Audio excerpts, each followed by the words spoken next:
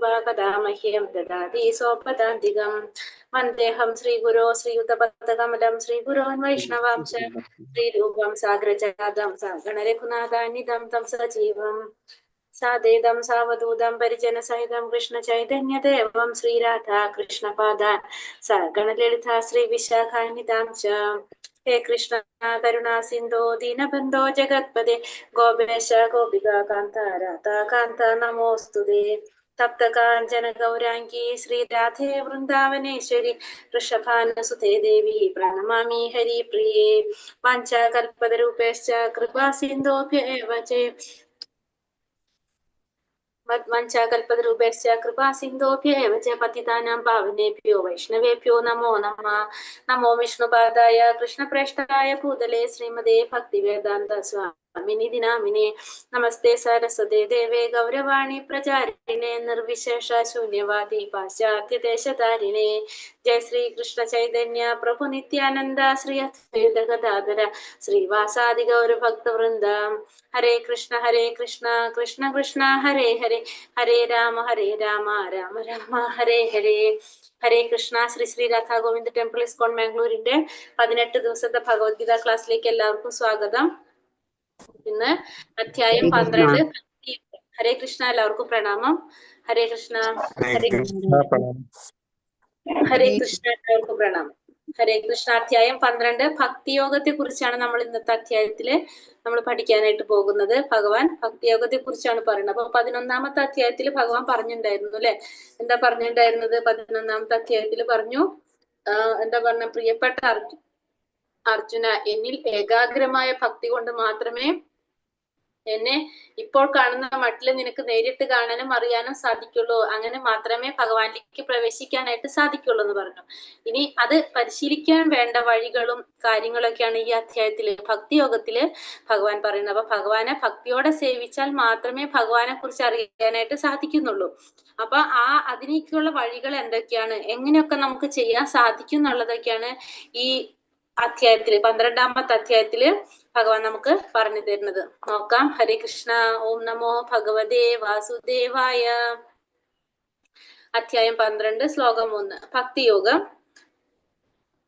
അർജുന ഉവാച ഏവം സതതയുക്തായേ ഭക്താസ്ത്വാം പരിപാസത്തെ യേ ചാപ്യക്ഷര അവ്യക്തം തേഷാം യോഗവിത്തമഃ. എന്താ പറഞ്ഞ? ഏവം സതതയുക്തായേ ഭക്താസ്ത്വാം പരിപാസത്തെ യേ ചാപ്യക്ഷരം അവ്യക്തം തേഷാം യോഗവിത്തമഃ. അർജുനൻ ചോദിച്ചു, എല്ലാ സമയവും അങ്ങയുടെ ഭക്തി സേവനത്തിൽ തന്നെ ഉചിതമായി ഏർപ്പെട്ടു പോരുന്നവരോ അതോ പ്രത്യക്ഷമല്ലാത്ത അവ്യക്ത ബ്രഹ്മത്തെ ഉപാസിക്കുന്നവരോ ആരാണ് കൂടുതൽ പരിപൂർണതയുള്ളവർ? അർജുനൻ എന്തോടെ ചോദിക്കുന്നത്? എല്ലാ സമയവും ഭഗവാന്റെ ഭക്തിയുടെ സേവനത്തില് ഏർപ്പെട്ടു പോരുന്നവരാണോ പ്രത്യക്ഷമല്ലാത്ത അവ്യക്ത ബ്രഹ്മത്തെ ഉപാസിക്കുന്നവരാണോ ആരാണ് കൂടുതൽ പരിപൂർണതയുള്ളവരെന്നാണ് ഭഗവാന്റെ അടുത്ത് അർജുനൻ ചോദിക്കുന്നത്. അതായത് ഭഗവാനെ ഭക്തിയുടെ സേവനത്തിലൂടെ ഭഗവാനെ സേവിക്കുന്നവരാണോ, അല്ലെങ്കിൽ എന്താണ് പ്രത്യക്ഷമല്ലാത്ത അവ്യക്ത ബ്രഹ്മത്തെ, ഭഗവാൻ ഒരു വ്യക്തിയല്ല, ഒരു രൂപമില്ല എന്ന് ചിന്തിച്ചുകൊണ്ട് ഉപാസിക്കുന്നവരാണോ, ഇതിൽ ആരാണ് കൂടുതൽ പരിപൂർണതയുള്ളവരെന്നാണ് ഭഗവാനോട് അർജുനൻ ചോദിക്കുന്നത്. ആരായിരിക്കും? ഭഗവാൻ ഉത്തരം പറഞ്ഞു നമുക്ക് തന്നെ മനസ്സിലായിട്ടില്ല. ഇപ്പൊ ആരായിരിക്കും പരിപൂർണതയുള്ളവര്? ഹരേ കൃഷ്ണ. ഭഗവാന് ഭക്തിപൂർവ്വം ഭക്തിയുത സേവനം ചെയ്യുന്നവരായിരിക്കും അല്ലെ? ഭക്തി സേവനത്തിൽ ഉചിതമായി ഏർപ്പെട്ടു പോകുന്നവരായിരിക്കും എന്ത് കൂടുതൽ പരിപൂർണതയുള്ളവര്. അപ്പൊ ഭഗവാൻ ചോദിക്കുന്ന ചോദ്യം അതാണ്. അർജുനൻ, ആരാണ് കൂടുതൽ പരിപൂർണതയുള്ളവർ? ഭക്തിയുടെ സേവനം ചെയ്യുന്നവരാണോ, ഭഗവാനെ ഒരു വ്യക്തി രൂപം അവ്യക്ത രൂപത്തിൽ അവ്യക്തിഗതവാദികൾ, അതായത് ഭഗവാൻ ഒരു രൂപമില്ല എന്ന് ചിന്തിച്ചുകൊണ്ട് ബ്രഹ്മത്തെ ആരാധിക്കുന്നവരാണോ, ആരാണ് കൂടുതൽ പരിപൂർണതയുള്ളവരെന്നാണ് അർജുനൻ ചോദിക്കുന്നത്. അർജുനൻ ചോദിക്കാൻ ഒരു കാരണം കൂടിയുണ്ട്. ഭഗവാനെ അർജുനൻ എങ്ങനെയാണ് ആരാധിക്കുന്നത്? അർജുനൻ ആരാധിക്കുന്നത് ഏതിലാണ്? വ്യക്തിയായിട്ടാണ്, ഒരു വ്യക്തിഗത രൂപത്തിലാണ് ആരാധിക്കുന്നത്. അപ്പൊ തന്റെ നിലപാട് ശരിയാണോന്നും കൂടിയിട്ട് ആരറിയാൻ ആഗ്രഹിക്കുകയാണ്? അർജുനൻ ഇവിടെ അറിയാനായിട്ട് ആഗ്രഹിക്കുകയാണ്. അപ്പൊ ഭഗവാൻ എന്താ പറയണത്? ശ്രീ ഭഗവാനുവാച മയ്യാവേശ്യ മനോ യേ മാം നിത്യയുക്ത ഉപാസത്തെ ശ്രദ്ധയാ പരയോപേത സമേ യുക്തതമാ മതഃ. ശ്രീ ഭഗവാനുവാച മയ്യാവേശ്യ മനോ യേ മാം നിത്യയുക്ത ഉപാസത്തെ ശ്രദ്ധയാ പരയോപേത സമേ യുക്തതമാ മതഃ. പരമദിവ്യോത്തമ പുരുഷൻ പറഞ്ഞു, എന്റെ വ്യക്തിരൂപത്തിൽ എന്നെ മനസ്സുറപ്പിച്ച് അതീന്ദ്രിയമായ ദൃഢവിശ്വാസത്തോടെ എല്ലായ്പ്പോഴും എന്നെ ആരാധിക്കുന്നതിൽ മുഴുകിയിരിക്കുന്നവരാണ് ഏറ്റവും പരിപൂർണതയുള്ളവരെന്ന് ഞാൻ കരുതുന്നു. അപ്പൊ എന്താ പറഞ്ഞത്? എന്റെ വ്യക്തിരൂപത്തിൽ തന്നെ മനസ്സുറപ്പിച്ച് അതീന്ദ്രിയമായ ദൃഢവിശ്വാസത്തോടെ എല്ലായ്പ്പോഴും എന്നെ ആരാധിക്കുന്നതിൽ മുഴുകിയിരിക്കുന്നവരാണ് ഏറ്റവും പരിപൂർണതയുള്ളവരെന്ന് ഞാൻ കരുതുന്നു. അപ്പൊ എന്റെ വ്യക്തിരൂപത്തിൽ മനസ്സുറപ്പിച്ചുകൊണ്ട് എന്നെ വ്യക്തിയായിട്ട് ആരാധിക്കുന്നവരാണ് എല്ലായ്പ്പോഴും എന്റെ അതീന്ദ്രിയമായ ദൃഢവിശ്വാസത്തോടെ എല്ലായ്പ്പോഴും എന്നെ ആരാധിക്കുന്നതിൽ മുഴുകിയിരിക്കുന്നവരാണ് ഏറ്റവും പരിപൂർണതയുള്ളവരെന്ന് ഞാൻ കരുതുന്നു. അപ്പൊ ഭഗവാൻ എന്താ ഇവിടെ പറഞ്ഞു കൊടുക്കുന്നത്? ഭഗവാന്റെ വ്യക്തി രൂപത്തിൽ മനസ്സുറപ്പിക്കുക, പിന്നെ അതേപോലെ തന്നെ അതീന്ദ്രിയമായ ദൃഢവിശ്വാസത്തോടെ എല്ലായ്പ്പോഴും എന്നെ ആരാധിക്കുന്നതിൽ മുഴുകിയിരിക്കുക. ഇത് ചെയ്യുന്നവരാണ് ഏറ്റവും പരിപൂർണതയുള്ളവരെന്നാണ് ഇവിടെ ആര് പറഞ്ഞു കൊടുക്കുന്നത്? ഭഗവാൻ പറയുന്നത്. അപ്പൊ ഭഗവാനെ വ്യക്തിരൂപത്തിൽ ആരാധിക്കുന്നവരാണ് ഏറ്റവും ശ്രേഷ്ഠരായിട്ടുള്ളവർ, പരിപൂർണരായിട്ടുള്ളവരാണെന്ന് ഭഗവാൻ ഇവിടെ പറഞ്ഞു തരുന്നത്. കാരണം അവര് എപ്പോഴും എന്താണ്? ഭഗവാനെ വ്യക്തിരൂപത്തിൽ ആരാധിക്കുന്നു, ഭഗവാന് വേണ്ടിയിട്ട് എല്ലാ പ്രവർത്തനങ്ങളും ചെയ്തുകൊണ്ടിരിക്കുന്നു അല്ലെ. കൃഷ്ണാവബോധം ഉദിച്ച ഒരു വ്യക്തി ഭഗവാന് വേണ്ടിയിട്ട് എന്താണ്? നാമം ജപിക്കും, ഭഗവാന് വേണ്ടിയിട്ട് എന്താണ്? പുസ്തകങ്ങൾ, ഭഗവാന്റെ ബുക്കുകൾ ഇരുന്ന് വായിക്കും, ഭഗവാനെ കുറിച്ച് അറിയാനായിട്ട് കീർത്തനങ്ങൾ ചൊല്ലും, പുസ്തകങ്ങൾ വായിക്കും, പിന്നെന്താണ്? പ്രസാദം പാകം ചെയ്യും. എല്ലാ പ്രവർത്തനങ്ങളും എന്തിനു വേണ്ടി ചെയ്തുകൊണ്ടിരിക്കും? ആർക്ക് വേണ്ടി ചെയ്തുകൊണ്ടിരിക്കും? ഭഗവാന് വേണ്ടി ചെയ്തുകൊണ്ടിരിക്കും. അങ്ങനെയുള്ളവരാണ് പരിപൂർണത നേടാനായിട്ട് അർഹതയുള്ളവരെന്നാണ് ആര് പറയുന്നത്? ഭഗവാൻ പറയുന്നത്. അടുത്ത ശ്ലോകത്തിൽ എന്താ പറഞ്ഞ? ഏതോക്ഷരമനിർദ്ദേശ്യം അവ്യക്തം പരിഭാസത്തെ സർവത്രാഗമചിന്യം ച കുടസ്ഥാമചലം ധ്രുവം. ഏതോക്ഷരമനിർദ്ദേശ്യം അവ്യക്തം പരിഭാസത്തെ സർവത്രാഗമചിന്യം ച കൂടസ്ഥമചലം ധ്രുവം. സംനിയമേന്ദ്രിയഗ്രാമം സർവത്ര സമബുദ്ധയഃ തേ പ്രാപ്നുവന്തി മാമേവ സർവഭൂതാ ഹി തേ രതഃ. സംനിയമേന്ദ്രിയഗ്രാമം സർവത്ര സമബുദ്ധയഃ തേ പ്രാപ്നുവന്തി മാമേവ സർവഭൂതാ ഹി തേ രതഃ. എന്നാൽ ഇന്ദ്രിയങ്ങളെല്ലാം നിയന്ത്രിച്ച് എല്ലാവരിലും സമഭാവനയോടെ സർവജീവികളുടെയും നന്മയിൽ തൽപരരായിക്കൊണ്ട് ഇന്ദ്രിയങ്ങൾക്ക് ഗോചരമല്ലാത്തതും അവ്യക്തവും സർവവ്യാപ്തവും അചിന്യവും സ്ഥിരവും മാറ്റമില്ലാത്തതും ഉറച്ചതുമായതിനെ നിരപേക്ഷ തത്വത്തിന്റെ വ്യക്തിശൂന്യ സങ്കല്പത്തെ പൂർണ്ണമായും ഉപാസിക്കുന്നവരും ഒടുവിൽ എന്നെ തന്നെ പ്രാപിക്കുന്നു. ഇവിടെ എന്താ പറഞ്ഞ? ഇന്ദ്രിയങ്ങൾക്ക് ഗോചരമല്ലാത്തത് അല്ലെങ്കിൽ അവ്യക്തമായിട്ടുള്ളത്, സർവവ്യാപ്തവും അചിന്യവും സ്ഥിരവും മാറ്റമില്ലാത്തതും ഉറച്ചതുമായതിനെ നിരപേക്ഷ തത്വത്തിന്റെ, അതായത് വ്യക്തി സങ്കല്പത്തെ, അതിനെ പൂർണ്ണമായും ഉപാസിക്കുന്നവരും എവിടേക്ക് തന്നെ എത്താണ്? ഭഗവാനിക്ക് തന്നെ എത്താണ്. അപ്പോ ഭഗവാൻ പറഞ്ഞു പരിപൂർണത നേടുന്നത് ആരാണെന്ന് പറഞ്ഞു? വ്യക്തിഗത ബ്രഹ്മത്തെ ആരാധിക്കുന്നവരാണെന്ന് പറഞ്ഞു. പക്ഷെ എന്നാൽ പോലും ഭഗവാൻ പറയാണ്, അങ്ങനെയാണെങ്കിൽ കൂടി ഇവർക്കും പരിശ്രമത്തിലൂടെ അവർക്കും എന്ത് ചെയ്യാൻ സാധിക്കും? ഒടുവിൽ എന്നിലേക്ക് തന്നെ എത്തിച്ചേരാനായിട്ട് സാധിക്കും. അപ്പോ ഈ പറഞ്ഞവർക്കും ഇപ്പൊ വ്യക്തിഗത രൂപത്തെ അല്ല, അവ്യക്ത ബ്രഹ്മത്തെ ആരാധിക്കുന്നവരാണെങ്കിൽ കൂടി, വ്യക്തിശൂന്യത്തെ സങ്കല്പത്തെ ആരാധിക്കുന്നവരാണെങ്കിൽ കൂടി അവർക്കും എന്ത് ചെയ്യാൻ സാധിക്കും? കാലക്രമേണ അവർക്കും പരിശ്രമത്തിലൂടെ അവർക്കും ഭഗവാനെ പ്രാപിക്കാനായിട്ട് സാധിക്കുമെന്ന് കൂടി ഭഗവാൻ പറയണം. അപ്പൊ സാധാരണ ഫസ്റ്റ് പറഞ്ഞ എന്താണ്? വ്യക്തിഗതവാദികൾക്ക്, ഭക്തിയുടെ സേവനം ചെയ്യുന്നവർക്കാണ് പരിപൂർണത ലഭിക്കുക. പക്ഷെ അത് മാത്രമല്ല, മറ്റുള്ളവർക്കും അവ്യക്തമായിട്ടുള്ള ഭഗവാന്റെ രൂപത്തെ ആരാധിക്കുന്നവർക്കും സാധിക്കും. പക്ഷെ അതെന്താണ്? കുറച്ച് പരിശ്രമം ആവശ്യമാണ്.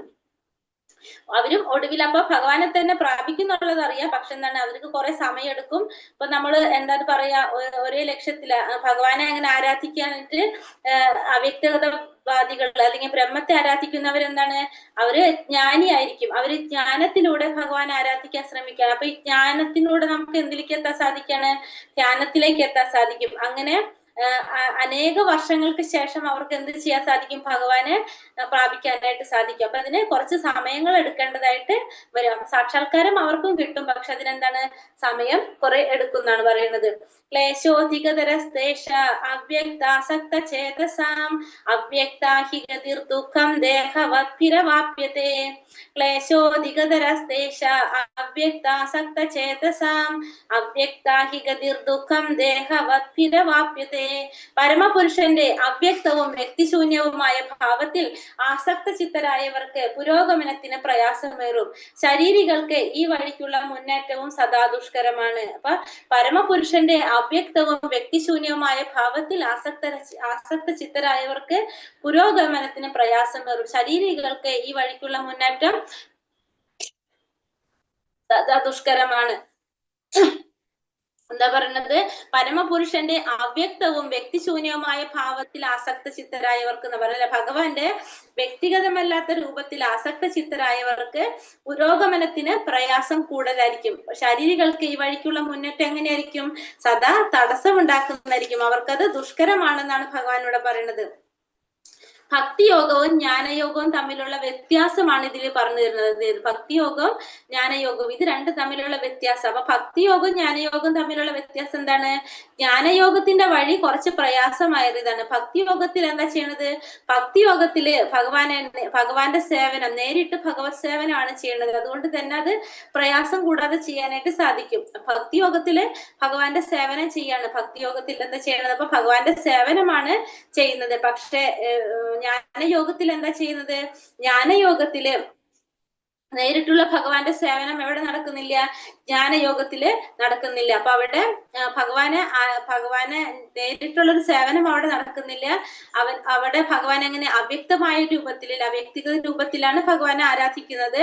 അതുകൊണ്ട് തന്നെ അവർക്ക് എന്താണ്? ഭഗവാനെ പ്രാപിക്കാനായിട്ട് സമയം എടുക്കും, കുറച്ച് സമയം എടുക്കും. നമ്മൾ നേരത്തെ പറഞ്ഞ ഒരു പോയിന്റ്. പക്ഷെ ഇവിടെ പറയുമ്പോ എന്താ പറയണത്? ജ്ഞാനികളെ കുറിച്ച്, അതായത് അവ്യക്ത ഭാവം, വ്യക്തികളും അവ്യക്തികളും പറയണം. ഭക്തിയോഗവും ജ്ഞാനയോഗവും. അപ്പൊ ഭക്തിയോഗം എന്ന് പറഞ്ഞാൽ എന്താണ്? ഡയറക്റ്റ് കൃഷ്ണാവബോധം ചെയ്യാണ് ചെയ്യുന്നത്, അല്ലെ? ഭഗവാനെ സേവിക്കുകയാണ് ചെയ്യുന്നത്. അപ്പൊ അവർക്ക് എന്തായാലും ഉറപ്പാണ് ഭഗവാന്റെ അടുത്തേക്ക് പോകാനായിട്ട് സാധിക്കുന്നുള്ളത് അവർക്ക് ഉറപ്പാണ്. പക്ഷെ ജ്ഞാനയോഗികളെ സംബന്ധിച്ച് എന്താണ്? അവർക്ക് നേരിട്ട് കണക്ഷൻ ഇല്ല, ഭഗവാനായിട്ട് കണക്ഷൻ ഇല്ല. അവരെന്താ ചെയ്യുന്നത്? ഭഗവാന്റെ ബ്രഹ്മത്തില് ആരാധിക്കുകയാണ് ചെയ്യുന്നത്. അപ്പൊ അവർക്ക് അതുകൊണ്ട് തന്നെ അതിന് പ്രയാസമായിരിക്കും മുന്നേറാനായിട്ട്, ഭഗവാനിക്ക് പ്രാപിക്കാനായിട്ട് പ്രയാസമാണ്. അതിന് കുറെ സമയം എടുക്കേണ്ടതായിട്ട് വരും. തെരുവിൽ പലയിടത്തും തപാൽ പെട്ടികൾ കാണാം. ഇവയിൽ നമ്മൾ കൊണ്ടുപോയിടുന്ന കത്തുകൾ സ്വാഭാവികമായി നിഷ്പ്രയാസം ഉദ്ദിഷ്ട സ്ഥാനങ്ങളിൽ എത്തുന്നു. എന്നാൽ തപാൽ പെട്ടികളെന്ന് ആധികാരികമായി പ്രഖ്യാപിക്കാത്ത ഏതെങ്കിലും പഴയ പെട്ടികളിലൂടെ ഈ പ്രക്രിയ നടത്താനാവില്ല. അങ്ങനെ അംഗീകൃതമായ പ്രാതിനിധ്യമുള്ള ഒരു രൂപം ഈശ്വരനുണ്ട്. അതിനെ അർച്ചാവിഗ്രഹം എന്ന് പറയുന്നു. ഈ അർച്ചാവിഗ്രഹം പരമപുരുഷന്റെ അവതാരമാണ്. അപ്പൊ തെരുവില് പല സ്ഥലത്തും എന്തുണ്ടാവും? തപാൽ പെട്ടികൾ കാണാൻ സാധിക്കും. ഇവയില് നമ്മൾ കൊണ്ടുപോയിടുന്ന കത്തുകൾ സ്വാഭാവികമായി നിഷ്പ്രയാസം ഉദ്ദിഷ്ട സ്ഥാനങ്ങളിൽ എത്തും. എന്നാൽ തപാൽ പെട്ടികൾ എന്ന് ആധികാരികമായി പ്രഖ്യാപിക്കാത്ത പെട്ടികളിൽ കത്തിട്ട് കഴിഞ്ഞാൽ അത് ഈ പ്രക്രിയ നടത്താനായിട്ട് സാധിക്കില്ല എന്ന് പറഞ്ഞപ്പോ എന്താണ് അതിന് പറഞ്ഞു വരുന്ന കാര്യം? ഇപ്പൊ നമ്മൾ പറഞ്ഞു അല്ലെ, അങ്ങനെ അംഗീകൃതമായ പ്രാതിനിധ്യമുള്ള ഒരു രൂപം ഈശ്വരനുണ്ട്. അതിനെ അർച്ചാവിഗ്രഹം എന്ന് പറഞ്ഞു. ഈ അർച്ചാവിഗ്രഹം പരമപുരുഷന്റെ അവതാരമാണ്. അപ്പൊ അർച്ചാവിഗ്രഹത്തെ കുറിച്ചാണ് പറയുന്നത്. അപ്പൊ അർച്ചാവിഗ്രഹത്തിന് എന്താണ് പറയുന്നത്? ഭഗവാന്റെ തന്നെ പ്രതിനിധിയാണ്. ഈ ഭൗതിക ലോകത്തില്, നമുക്ക് ഈ കലിയുഗത്തില്, ഭൗതിക ലോകത്തില് നമ്മൾ ഭഗവാനെ ദർശിക്കുന്നത് എങ്ങനെയാണ്? അർച്ചാവിഗ്രഹത്തിലൂടെയാണ് നമ്മൾ ഭഗവാനെ ദർശിക്കുന്നത്. അതായത് ഉദാഹരണം പറയുന്നത്, തെരുവില് ഭക്തിയോഗവും ജ്ഞാനയോഗവും തമ്മിലുള്ള വ്യത്യാസം ഒന്നുകൂടി ഒന്ന് വിവരിക്കുമോ? ഹരേ കൃഷ്ണ. ഭക്തിയോഗം എന്ന് പറഞ്ഞാൽ നമ്മൾ ഡയറക്റ്റ് ഭഗവാന്റെ സേവനം ചെയ്യാണ്. ഭക്തിയുടെ സേവനങ്ങൾ ചെയ്തിട്ട് ഭഗവാനെ സേവിക്കുന്നതാണ് ഭക്തിയോഗം. പക്ഷെ ജ്ഞാനയോഗം എന്ന് പറയുകയാണെങ്കിൽ അവര് നേരിട്ട് ഭഗവാന്റെ സേവനം അവിടെ വരുന്നില്ല. ജ്ഞാനത്തിലൂടെ, അതായത് ഭഗവാനെ കുറിച്ച് അറിയാൻ ശ്രമിക്കുകയാണ്. ഭഗവാന്റെ ഒരു ബ്രഹ്മത്തില്, വ്യക്തി രൂപത്തിലല്ല, അവ്യക്തമായ ഒരു രൂപത്തെയാണ് അവർ ആരാധിക്കുന്നത്. അപ്പൊ അതുകൊണ്ട് തന്നെ ഡയറക്റ്റ് ഭഗവാനായിട്ട് കണക്ഷൻ വരുന്നില്ല. കുറെ സമയം, വർഷങ്ങൾക്ക് ശേഷമായ ഒരു ജ്ഞാനം കിട്ടി പിന്നീടാണ് അവർക്ക് എന്ത് വരുന്നത്? ഭഗവാനെ പ്രാപിക്കാനായിട്ട് സാധിക്കുന്നത്. അപ്പൊ അവ്യക്തമായ ഒരു രൂപത്തെയാണ് അവർ ആരാധിക്കുന്നത്. അതുകൊണ്ട് ഭഗവാനായിട്ടുള്ള ഒരു നേരിട്ട് കണക്ഷൻ ആർക്ക് വരുന്നില്ല? ജ്ഞാനികൾക്ക്, അതായത്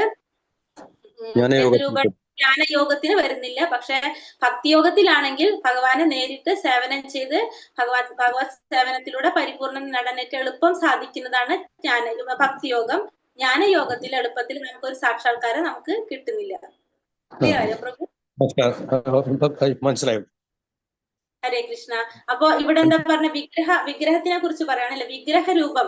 ആ വിഗ്രഹം എന്ന് പറയുന്നത് എന്താണ്? ഭഗവാന്റെ തന്നെ പ്രാതിനിധ്യമാണ് പറയുന്നത്. അപ്പൊ ഈ ഭൗതിക ലോകത്തിൽ നമുക്ക് ഭഗവാനെ ദർശിക്കുന്നത് എങ്ങനെയാണ്? വിഗ്രഹ രൂപത്തിലാണ്. അതിന് ഉദാഹരണം പറയുന്നത്, തെരുവിൽ പല സ്ഥലത്തും തപാൽ പെട്ടികൾ ഉണ്ടാവും. അപ്പൊ നമ്മളതില് കത്ത് കൊണ്ട് ആ തപാൽ ബോക്സിൽ, ആ പോസ്റ്റ് ബോക്സിൽ നമ്മൾ ലെറ്റർ ഇട്ട് കഴിഞ്ഞാൽ നമ്മൾ വിചാരിക്കുന്ന സ്ഥലത്ത്, നമ്മൾ എവിടേക്കാണോ ഈ അഡ്രസ്സ് കൊടുത്തിട്ടുള്ളത് ആ സ്ഥലത്തേക്ക് ആ ലെറ്റർ കിട്ടും അല്ലെ.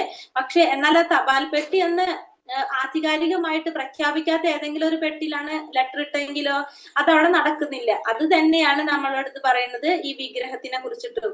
കാരണം ഈ ഭഗവാന്റെ തന്നെ പ്രതിനിധിയാണ് ആര്? ഈ വിഗ്രഹ രൂപത്തിൽ. അർച്ചാ വിഗ്രഹം എന്ന് പറയുന്നത് ഭഗവാന്റെ പ്രതിനിധികളാണ് ഇതൊക്കെ. അപ്പൊ ഈ അർച്ചാ വിഗ്രഹം ഭഗവാന്റെ അവതാരമാണെന്ന് പറയുന്നത്. കലിയുഗത്തിൽ ഇപ്പൊ നമുക്ക് ദർശിക്കാവുന്ന രീതിയില്, നമ്മളെ സംബന്ധിച്ച് നമുക്ക് ദർശിക്കാവുന്ന രീതിയിൽ ഭഗവാന്റെ അവതാരമാണ് എന്ത്? അർച്ചാ വിഗ്രഹങ്ങളെല്ലാം തന്നെ. അപ്പോ ഭഗവാൻ തന്നെയാണ്, ഭഗവാന്റെ ഒരു അവതാരമാണ് അർച്ചാ വിഗ്രഹം. നമ്മുടെ ഈ ഭൗതിക ലോകത്തിൽ ജീവിക്കുന്ന നമ്മളെ പോലുള്ളവർക്കെല്ലാം ദർശിക്കാനായിട്ടാണ് ഭഗവാൻ ഏത് രൂപത്തിൽ വന്നിരിക്കുന്നത്? അർച്ചാ വിഗ്രഹമായിട്ട് വന്നിരിക്കുന്നത്. അപ്പോ നമ്മൾ അർച്ചാ വിഗ്രഹത്തിന്റെ അടുത്ത് നമ്മൾ എന്ത് പറയുന്നതും എന്ത് ചെയ്യുന്നതും ആരടുത്ത് പറയുന്നതിന് തുല്യമാണ്? ഭഗവാനോട് പറയുന്നതിന് തുല്യമാണ്. അപ്പൊ അതിന് ഉദാഹരണം പറയുന്നതാണ്, തെരുവില് പല സ്ഥലത്തും തപാൽ പെട്ടികൾ ഉണ്ടെങ്കിൽ ആ ബോക്സിൽ ലെറ്റർ ഇട്ട് കഴിഞ്ഞാൽ നമുക്ക് അത് എത്തേണ്ട സ്ഥലത്തേക്ക് എത്തിക്കാൻ സാധിക്കും. അല്ലാത്ത പെട്ടികൾ ഇട്ടിട്ട് കാര്യമില്ല. അതേപോലെ തന്നെയാണ് അപ്പൊ ഈ അർച്ചാ വിഗ്രഹത്തിനെ നമ്മൾ ആരാധിച്ചു കഴിഞ്ഞാലും അത് ആരാധിക്കുന്നതിന് തുല്യം തന്നെയാണ്, ഭഗവാൻ ആരാധിക്കുന്നതിന് തുല്യം തന്നെയാണ്. യേതു സർവാണി കർമാണി മയി സന്യസ്യ മത്പരഃ അനന്യാ നൈവ യോഗേന മാം ധ്യായന്ത ഉപാസതേ. യേതു സർവാണി കർമാണി മയി സന്യസ്യ മത്പരഃ അനന്യേനൈവ യോഗേന മാം ധ്യായന്ത ഉപാസതേ തേഷാമഹം സമുദ്ധർത്ത മൃത്യു സംസാര സാഗരാത് ഭവാമി ന ചിരാത് പാർത്ഥ മയ്യാവേശിത ചേതസാം. തേഷാമഹം സമുദ്ധർത്ത മൃത്യു സംസാര സാഗരാത് ഭവാമി ന ചിരാത് പാർത്ഥ മയ്യാവേശിത ചേതസാം. ഹേ പാർത്ഥ, എന്നാൽ എന്നെ എല്ലായ്പ്പോഴും ധ്യാനിച്ചുകൊണ്ട് സർവകർമ്മങ്ങളെയും എനിക്കായി അർപ്പിച്ചുകൊണ്ട് എന്നിൽ മനസ്സ് അചഞ്ചലമായി ഊന്നിക്കൊണ്ട് ഭക്തിയുടെ സേവനത്തിൽ പോരുന്നവരെ ഞാൻ വേഗത്തിൽ ജനന മരണങ്ങളുടെ ഈ സമുദ്രത്തിൽ നിന്ന് കരകയറ്റും. അപ്പോ ഭഗവാൻ എന്തോടെ ഒന്നും കൂടി പറഞ്ഞ് ക്ലിയർ ആക്കി തരാണ് നമുക്ക് അല്ലെ. എന്നെ എല്ലായ്പ്പോഴും ധ്യാനിച്ചുകൊണ്ട് സർവകർമ്മങ്ങളെയും എനിക്കായി അർപ്പിച്ചുകൊണ്ട് എന്നിൽ മനസ്സ് അചഞ്ചലമായി ഊന്നിക്കൊണ്ട് ഭക്തിയുടെ സേവനത്തിൽ പോരുന്നവരെ ഞാൻ വേഗത്തിൽ തന്നെ ജനന മരണങ്ങളുടെ ഈ സമുദ്രത്തിൽ നിന്ന് കരകയറ്റും.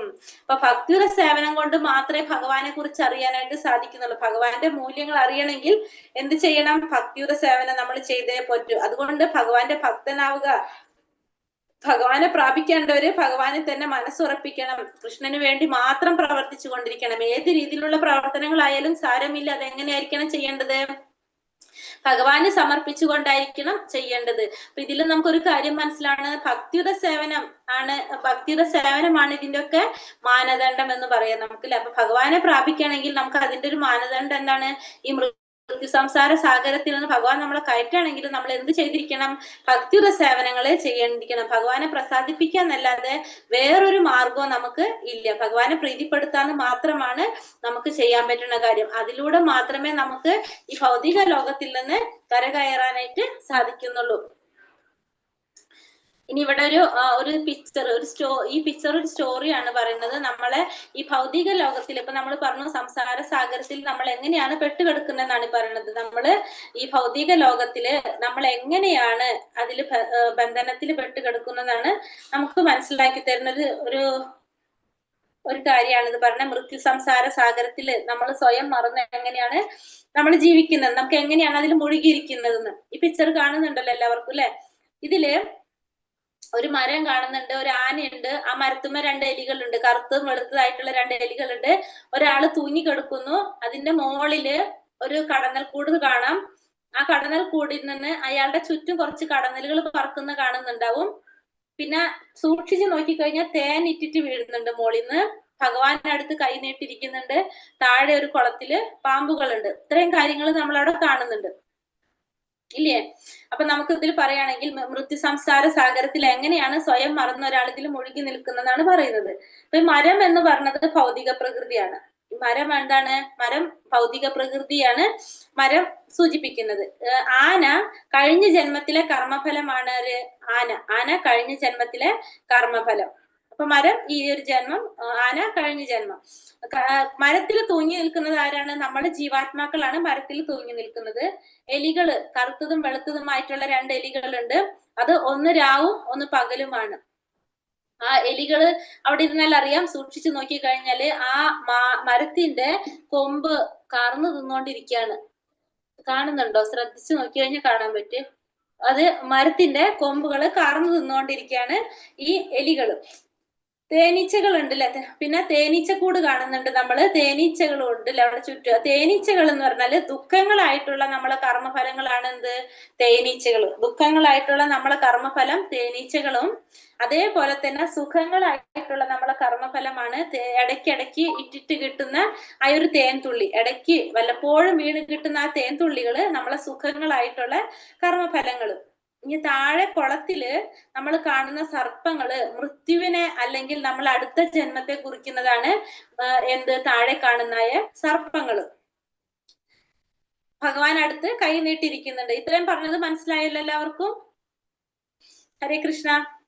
ഹരേ കൃഷ്ണ. മനസ്സിലായി മാതാജി, മനസ്സിലായി. ഇനി നമ്മൾ എന്താ പറഞ്ഞെങ്കില് ആന കഴിഞ്ഞ ജന്മത്തിന്റെ കർമ്മഫലം അല്ലെ? ആന ആ മരത്തിനെ പിടിച്ച് കുലുക്കുമ്പോ അതനുസരിച്ച് ജീവാത്മാവിന് എന്ത് സംഭവിക്കാണ്? കാരണം കഴിഞ്ഞ ജന്മത്തിനനുസരിച്ചാണല്ലോ നമ്മൾ ഈ ജന്മത്തിൽ കർമ്മഫലങ്ങൾ അനുഭവിക്കുന്നത്. അപ്പൊ കഴിഞ്ഞ ജന്മത്തിന്റെ കർമ്മഫലം അത് ആ മരം പിടിച്ച് കുലുക്കുമ്പോ നമ്മൾ എന്താണ്? സുഖങ്ങളും ദുഃഖങ്ങളും നമ്മൾ അനുഭവിക്കുകയാണ്. ഈ ജീവാത്മാക്കള് സുഖവും ദുഃഖവും അനുഭവപ്പെടണം. അപ്പൊ ആ തേനീച്ചകൾ വന്നിട്ട് എന്ത് ചെയ്യും? ആ ജീവാത്മാവിനെ കുത്തുമ്പോ അയാൾ എന്താണ്? ദുഃഖങ്ങളായിട്ടുള്ള കർമ്മഫലങ്ങൾ അനുഭവിക്കുകയാണ്. അപ്പൊ ഇടയ്ക്ക് ആ മോളിൽ നിന്ന് എന്ത് വീഴും? തേനും ഇറ്റിട്ട് വീണുകൊണ്ടിരിക്കും. അപ്പോഴോ സുഖങ്ങളും അനുഭവിച്ചു കൊണ്ടിരിക്കുകയാണ്. ആ സുഖവും അനുഭവിച്ചു കൊണ്ടിരിക്കും വല്ലപ്പോഴും. പിന്നെ കടന്നൽ കുത്തുമ്പോ നമുക്ക് ദുഃഖവും അനുഭവിച്ചു കൊണ്ടിരിക്കും. പിന്നെ രാവും പകലുമായിട്ടുള്ള 2 എലികൾ അല്ലെ? ആ മരത്തിന്റെ കൊമ്പ്, അതായത് നമ്മളുടെ ആയുസ്സാണത്. ആ മരത്തിന്റെ കൊമ്പ് കാർന്ന് തിന്നുകൊണ്ടിരിക്കുകയാണത്. അപ്പൊ ആ ആയുസ് നമുക്ക് ഏത് സമയത്തും ആ മരത്തിന്റെ കൊമ്പ് ഒടിഞ്ഞ് ഒന്നുകിൽ നമ്മൾ താഴേക്ക് വീഴാം. പക്ഷെ നമ്മളത് ശ്രദ്ധിക്കുന്നില്ല. നമ്മൾ എന്ത് ചെയ്തുകൊണ്ടിരിക്കുകയാണ്? നമുക്ക് വല്ലപ്പോഴും കിട്ടുന്ന ആ തേൻതുള്ളിക്ക് വേണ്ടിയിട്ട് നമ്മൾ അവിടെ തൂങ്ങിക്കെടുക്കാണ്. നമ്മള് ചിന്തിക്കുന്നേ ഇല്ല. നമ്മള് തൊട്ടടുത്ത് കൈനീട്ടിയിട്ട് ഭഗവാൻ നിൽക്കുന്നുണ്ട്, ഭഗവാൻ ഉണ്ട്. പക്ഷെ നമ്മൾ അങ്ങോട്ട് തിരിഞ്ഞു നോക്കുന്നില്ല. നമ്മൾ എന്തിലാണ് ചിന്തിക്കുന്നത്? നമ്മൾ ആ സുഖവും ദുഃഖവും നോക്കിയിട്ട് ആ സുഖം വല്ലപ്പോഴും കിട്ടുന്ന ആ ഒരു തേൻതുള്ളിക്ക് വേണ്ടിയിട്ട്, ആ സുഖത്തിന് വേണ്ടിയിട്ട് നമ്മൾ ആ തേനീച്ചയുടെ കുത്തും കൊണ്ട് നമ്മൾ അവിടെ തൂങ്ങിക്കെടുക്കുകയാണ് നമ്മൾ ചെയ്യുന്നത്. നമ്മൾ ആ സുഖത്തിന്റെ പിന്നാലെ നമ്മൾ പോയിക്കൊണ്ടിരിക്കുകയാണ്. ഇതാണ് നമ്മളെ ഭൗതിക ലോകത്തിലെ നമ്മളെ ജീവിതം. കാരണം ആ ആയുസ് തീർന്ന നമ്മൾ എന്ത് സംഭവിക്കും? നമ്മൾ ഒന്നില്ലെങ്കിൽ അടുത്ത ജന്മത്തിലോട്ട് പോകും അല്ലെ? അത് നമ്മൾ അടുത്ത ജന്മത്തിൽ പോകും. വീണ്ടും നമ്മളെ കർമ്മഫലങ്ങൾ നമ്മൾ അനുഭവിക്കേണ്ടി വരും. തിരിച്ച് തൊട്ട് നിൽക്കണ ഭഗവാന്റെ അടുത്ത് ആ കൈ കൊടുത്തു കഴിഞ്ഞല്ലോ, നമുക്ക് ഇതിൽ നിന്ന് രക്ഷപ്പെടാൻ സാധിക്കും. ആ കുളത്തിൽ നമുക്ക് വീഴാതെ അടുത്ത ജന്മത്തിലോട്ട് നമുക്ക് പോകാൻ നമുക്ക് രക്ഷപ്പെടാൻ സാധിക്കും. പക്ഷെ നമ്മൾ എന്ത് ചെയ്യുന്നില്ല? നമ്മൾ അത് ചെയ്യാതെ നമ്മൾ ആ വല്ലപ്പോഴും കിട്ടുന്ന ആ സുഖത്തിന് വേണ്ടിയിട്ട് നമ്മൾ ഇങ്ങനെ തൂങ്ങി അവിടെ കിടന്ന് കഷ്ടപ്പെട്ടുകൊണ്ടിരിക്കുകയാണ്. ഇതാണ് നമ്മളുടെ മനുഷ്യരുടെ ജീവിതത്തിന്റെ ഒരു അത് പറയുകയാണെങ്കിൽ നമ്മൾ ഭൗതിക ലോകത്തില് നമ്മൾ ഇങ്ങനെയാണ് നമ്മളെല്ലാവരും ജീവിച്ചു കൊണ്ടിരിക്കുന്നത്. വല്ലപ്പോഴും കിട്ടുന്ന ഒരു സുഖത്തിന് വേണ്ടിയിട്ടാണ് നമ്മൾ ഇവിടെ ഈ ഭൗതിക ലോകത്തില് ഓരോന്ന് ചെയ്ത് നമ്മൾ ഇവിടെ നിൽക്കുന്നത്. ഭഗവാനെ ശ്രദ്ധിക്കുന്നില്ല, നമ്മൾ നമ്മളെ കർമ്മഫലങ്ങളെ കുറിച്ച് നമ്മൾ ചിന്തിക്കുന്നില്ല. നമ്മൾ എന്ത് ചെയ്തുകൊണ്ടിരിക്കുകയാണ്? നമുക്ക് പറ്റുന്ന പോലെയൊക്കെ നമ്മൾ ചെയ്ത് ആ സുഖത്തിന് വേണ്ടിയിട്ട് നമ്മൾ അവിടെ തൂങ്ങിക്കിടന്ന് കഷ്ടപ്പെട്ടുകൊണ്ടിരിക്കുകയാണ്. അതിന് ഈച്ചയുടെ കടന്നലിന്റെ കുത്തും കൊണ്ട് നമ്മൾ അവിടെ ചെയ്യുന്നത്. ഹരേ കൃഷ്ണ. മനസ്സിലായോ അത്? ഹരേ കൃഷ്ണ. മനസ്സിലായി മാതാജി. ഹരേ കൃഷ്ണ. ഇനി അടുത്ത ശ്ലോകത്തിൽ എന്താ പറഞ്ഞത്? ഇനി ഭക്തിയിലൂടെ ഭഗവാനെ എങ്ങനെ പ്രാപിക്കാം എന്നാണ് ഈ 8 മുതൽ 12 വരെയുള്ള ശ്ലോകത്തിൽ പറയുന്നത്.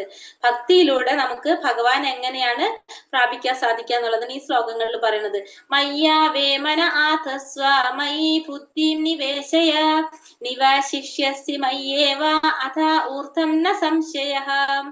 മയ്യേ വാമന ആതസ്വ മയി ബുദ്ധിം നിവേശയ നിവാശിഷ്യസി മയ്യേവ അഥ ഊർധം ന സംശയഃ.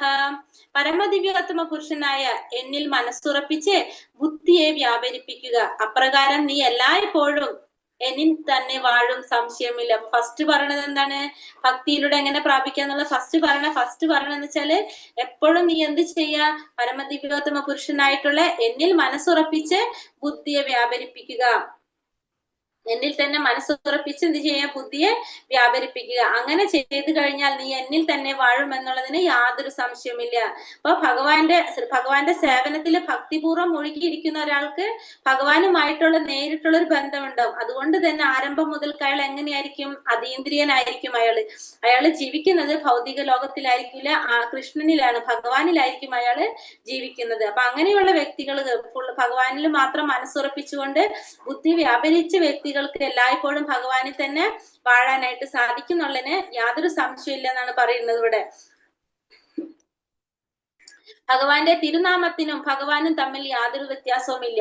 ഭക്തൻ ഹരേ കൃഷ്ണ കൃഷ്ണ കൃഷ്ണ ഹരേ ഹരേ, ഹരേ രാമ രാമ രാമ ഹരേ ഹരേ എന്ന മഹാമന്ത്രം ഉച്ചരിക്കുമ്പോൾ ഭഗവാൻ കൃഷ്ണനും അദ്ദേഹത്തിന്റെ അന്തരംഗ ശക്തിയും ആ നാവിന്മേൽ നൃത്തമാടുകയാണ്. ഭക്തൻ കൃഷ്ണനായി നൈവേദ്യം അർപ്പിക്കുമ്പോൾ ഭഗവാൻ സ്വയം അത് ആസ്വദിക്കുന്നു. അപ്പോ ഭക്തന്മാര് എന്താ പറയുക, ഭഗവാനും ഭഗവാന്റെ നാമത്തിനും തമ്മിൽ, തിരുനാമത്തിനും ഭഗവാനും തമ്മിൽ യാതൊരു വ്യത്യാസമില്ല. ഭക്തൻ ഹരേ കൃഷ്ണ മഹാമന്ത്രം ജപിക്കുമ്പോ ഭഗവാനും ഭഗവാന്റെ അന്തരംഗ ശക്തി, അതായത് രാധാറാണിയും എന്ത് ചെയ്യാണ്? നാവിന്മേൽ വന്ന് നൃത്തമാടിക്കൊണ്ടിരിക്കും. അങ്ങനെ ഭക്തൻ കൃഷ്ണനായി നൈവേദ്യം അർപ്പിക്കുമ്പോൾ ഭഗവാൻ സ്വയം അത് ആസ്വദിക്കും. അപ്പൊ ഭക്തന്മാർ ഭഗവാന് വേണ്ടിയിട്ട് എന്ത് ചെയ്താലും ഭഗവാൻ അതെന്താണ്? അത് ആസ്വദിക്കുന്ന പറയണത് ഇരുന്നിട്ട്. അത്രയും കാരുണ്യവാനാണ് ആര്? ഭഗവാൻ. അത് എങ്ങനെയാണ്? ഭഗവാൻ അത് സ്വീകരിച്ചിട്ട് നമുക്ക് കാരുണ്യം ചൊരിയാണ് ചെയ്യുന്നത്. അത്രയും ഭക്തനോട് വളരെ വാത്സല്യാണ് ആർക്കുള്ളത്? ഭഗവാനുള്ളത്. അത് ഒന്നാമത്തെ കാര്യം പറഞ്ഞു അല്ലെ. അപ്പൊ എങ്ങനെയാണ്? അപ്പൊ എപ്പോഴും ഭഗവാനിൽ മനസ്സുറപ്പിച്ച് ബുദ്ധിയെ വ്യാപരിപ്പിക്കുക. അങ്ങനെ ചെയ്തു കഴിഞ്ഞാൽ എപ്പോഴും ഭഗവാനിൽ തന്നെ വാഴാൻ സാധിക്കുന്നു ഫസ്റ്റ് പറഞ്ഞു. ഇനി അടുത്തതിൽ എന്താ പറയുന്നത്? അഥ ചിത്തം സമാധാതും ന ശക്നോഷി മയി സ്ഥിരം അഭ്യാസയോഗേന തതോ മാമി ചാപ്തും ധനഞ്ജയ.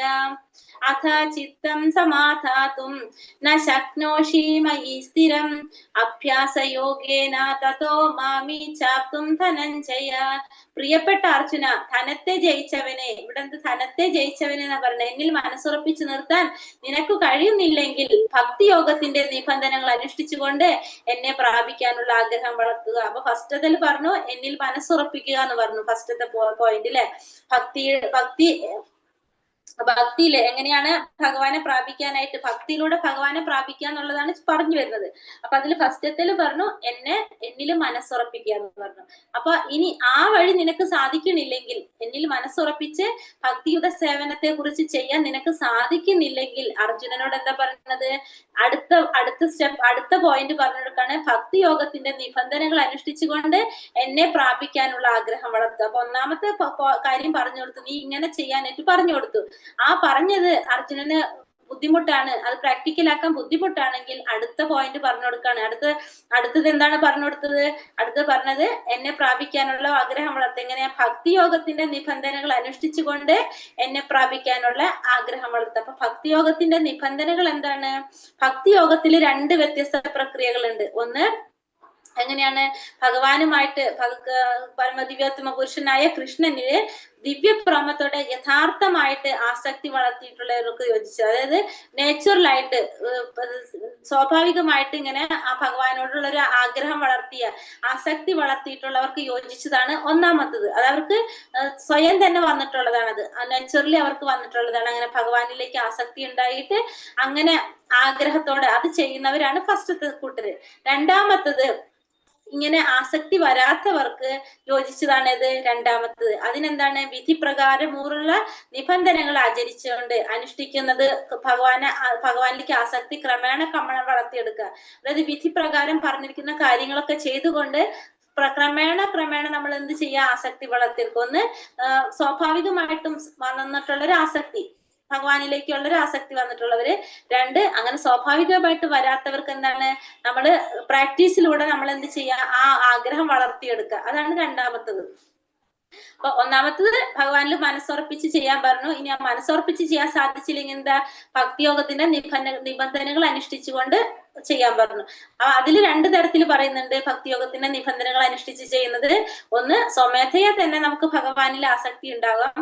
2, സ്വമേധയ ഉണ്ടാകുന്നില്ലെങ്കിൽ നമ്മൾ എന്ത് ചെയ്യണം, പ്രാക്ടീസിലൂടെ നമ്മളത് വളർത്തിയെടുക്കുക. അതിനാണ് നമ്മൾ എന്ത് ചെയ്യുക, സ്വമേധയ ഉണ്ടെങ്കിൽ നമുക്ക് എല്ലാ കാര്യങ്ങളും ചെയ്തു പോവാം അല്ലെ. ഭക്തിയുടെ സേവനത്തില് എങ്ങനെയൊക്കെയാണോ നമ്മൾ ചെയ്യേണ്ടത്, ഭഗവാൻ ആരാധിക്കുക, ഭഗവാന്റെ നാമം ജപിക്കുക, അത് നമ്മൾ എന്തൊക്കെ പറഞ്ഞിട്ട് അതൊക്കെ നമുക്ക് ചെയ്യാം.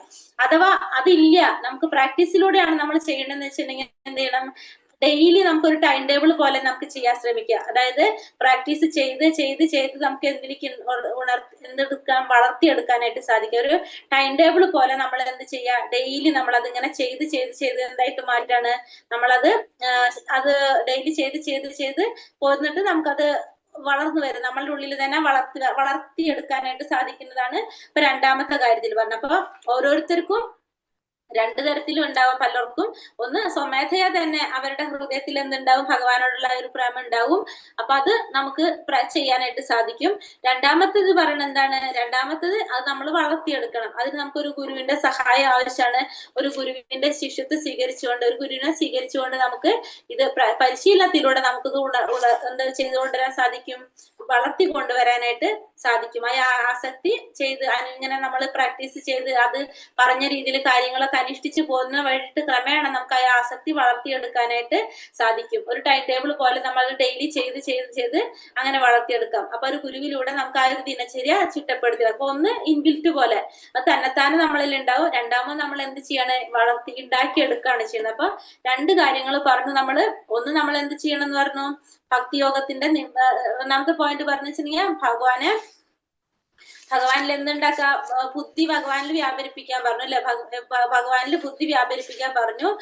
2ാമത്തെ പോയിന്റ് എന്താ പറഞ്ഞത്, മനസ്സുറപ്പിച്ച് ബുദ്ധി വ്യാപരിപ്പിക്കാൻ പറഞ്ഞു. 2ാമത്തെ പോയിന്റിൽ പറഞ്ഞത് ഭക്തിയോഗത്തിന്റെ നിബന്ധനകളിലൂടെ ചെയ്യാൻ പറഞ്ഞു. അപ്പൊ ഭക്തിയോഗത്തിന്റെ നിബന്ധനകൾ 2 തരം പറഞ്ഞു.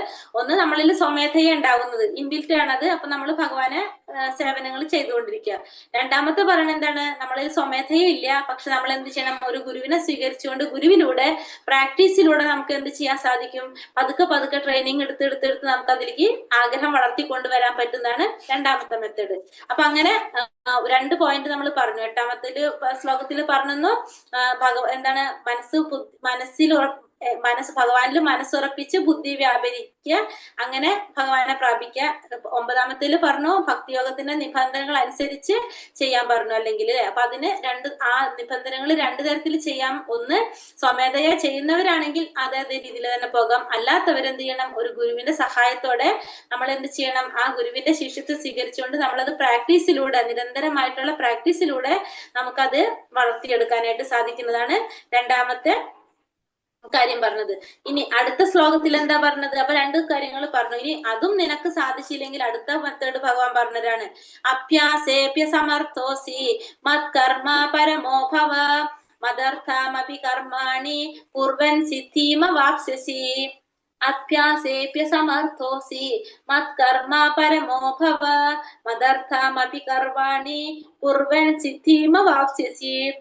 ഇനി ഈ പറഞ്ഞ മെത്തേഡും ഇതും ഭക്തിയോഗത്തിന്റെ നിബന്ധനകൾ അനുസരിച്ചുകൊണ്ട് നിനക്ക് ചെയ്യാൻ സാധിക്കണില്ലെങ്കിൽ എന്ത് ചെയ്യാ, എനിക്ക് വേണ്ടി പ്രവർത്തിക്കാൻ ശ്രമിക്കാൻ. അപ്പൊ ഭക്തിയോഗത്തിന് വേണ്ടുന്ന നിബന്ധനകൾ അനുസരിച്ചും നിനക്ക് കഴിവില്ലെങ്കിൽ, പ്രവർത്തിക്കാൻ നിനക്ക് കഴിവില്ലെങ്കിൽ എനിക്ക് വേണ്ടി പ്രവർത്തിക്കാൻ ശ്രമിക്കൂ. എനിക്കായി പ്രവർത്തിക്കുന്നത് കൊണ്ട് തന്നെ നീ പരിപൂർണതയിലെത്തും. അപ്പൊ 3ാമത്തെ പോയിന്റ് എന്താ പറയണത്, ഈ ഭക്തിയോഗത്തിന്റെ നിബന്ധനകളും നിനക്ക് അനുസരിക്കാൻ സാധിക്കുന്നില്ലെങ്കിൽ നീ എന്ത് ചെയ്യണം, എനിക്കായിട്ട് പ്രവർത്തിക്കണം. അങ്ങനെയും നിനക്ക് എന്തിലേക്ക് എത്താൻ സാധിക്കും, പരിപൂർണതയിലേക്ക് എത്താനായിട്ട് സാധിക്കും.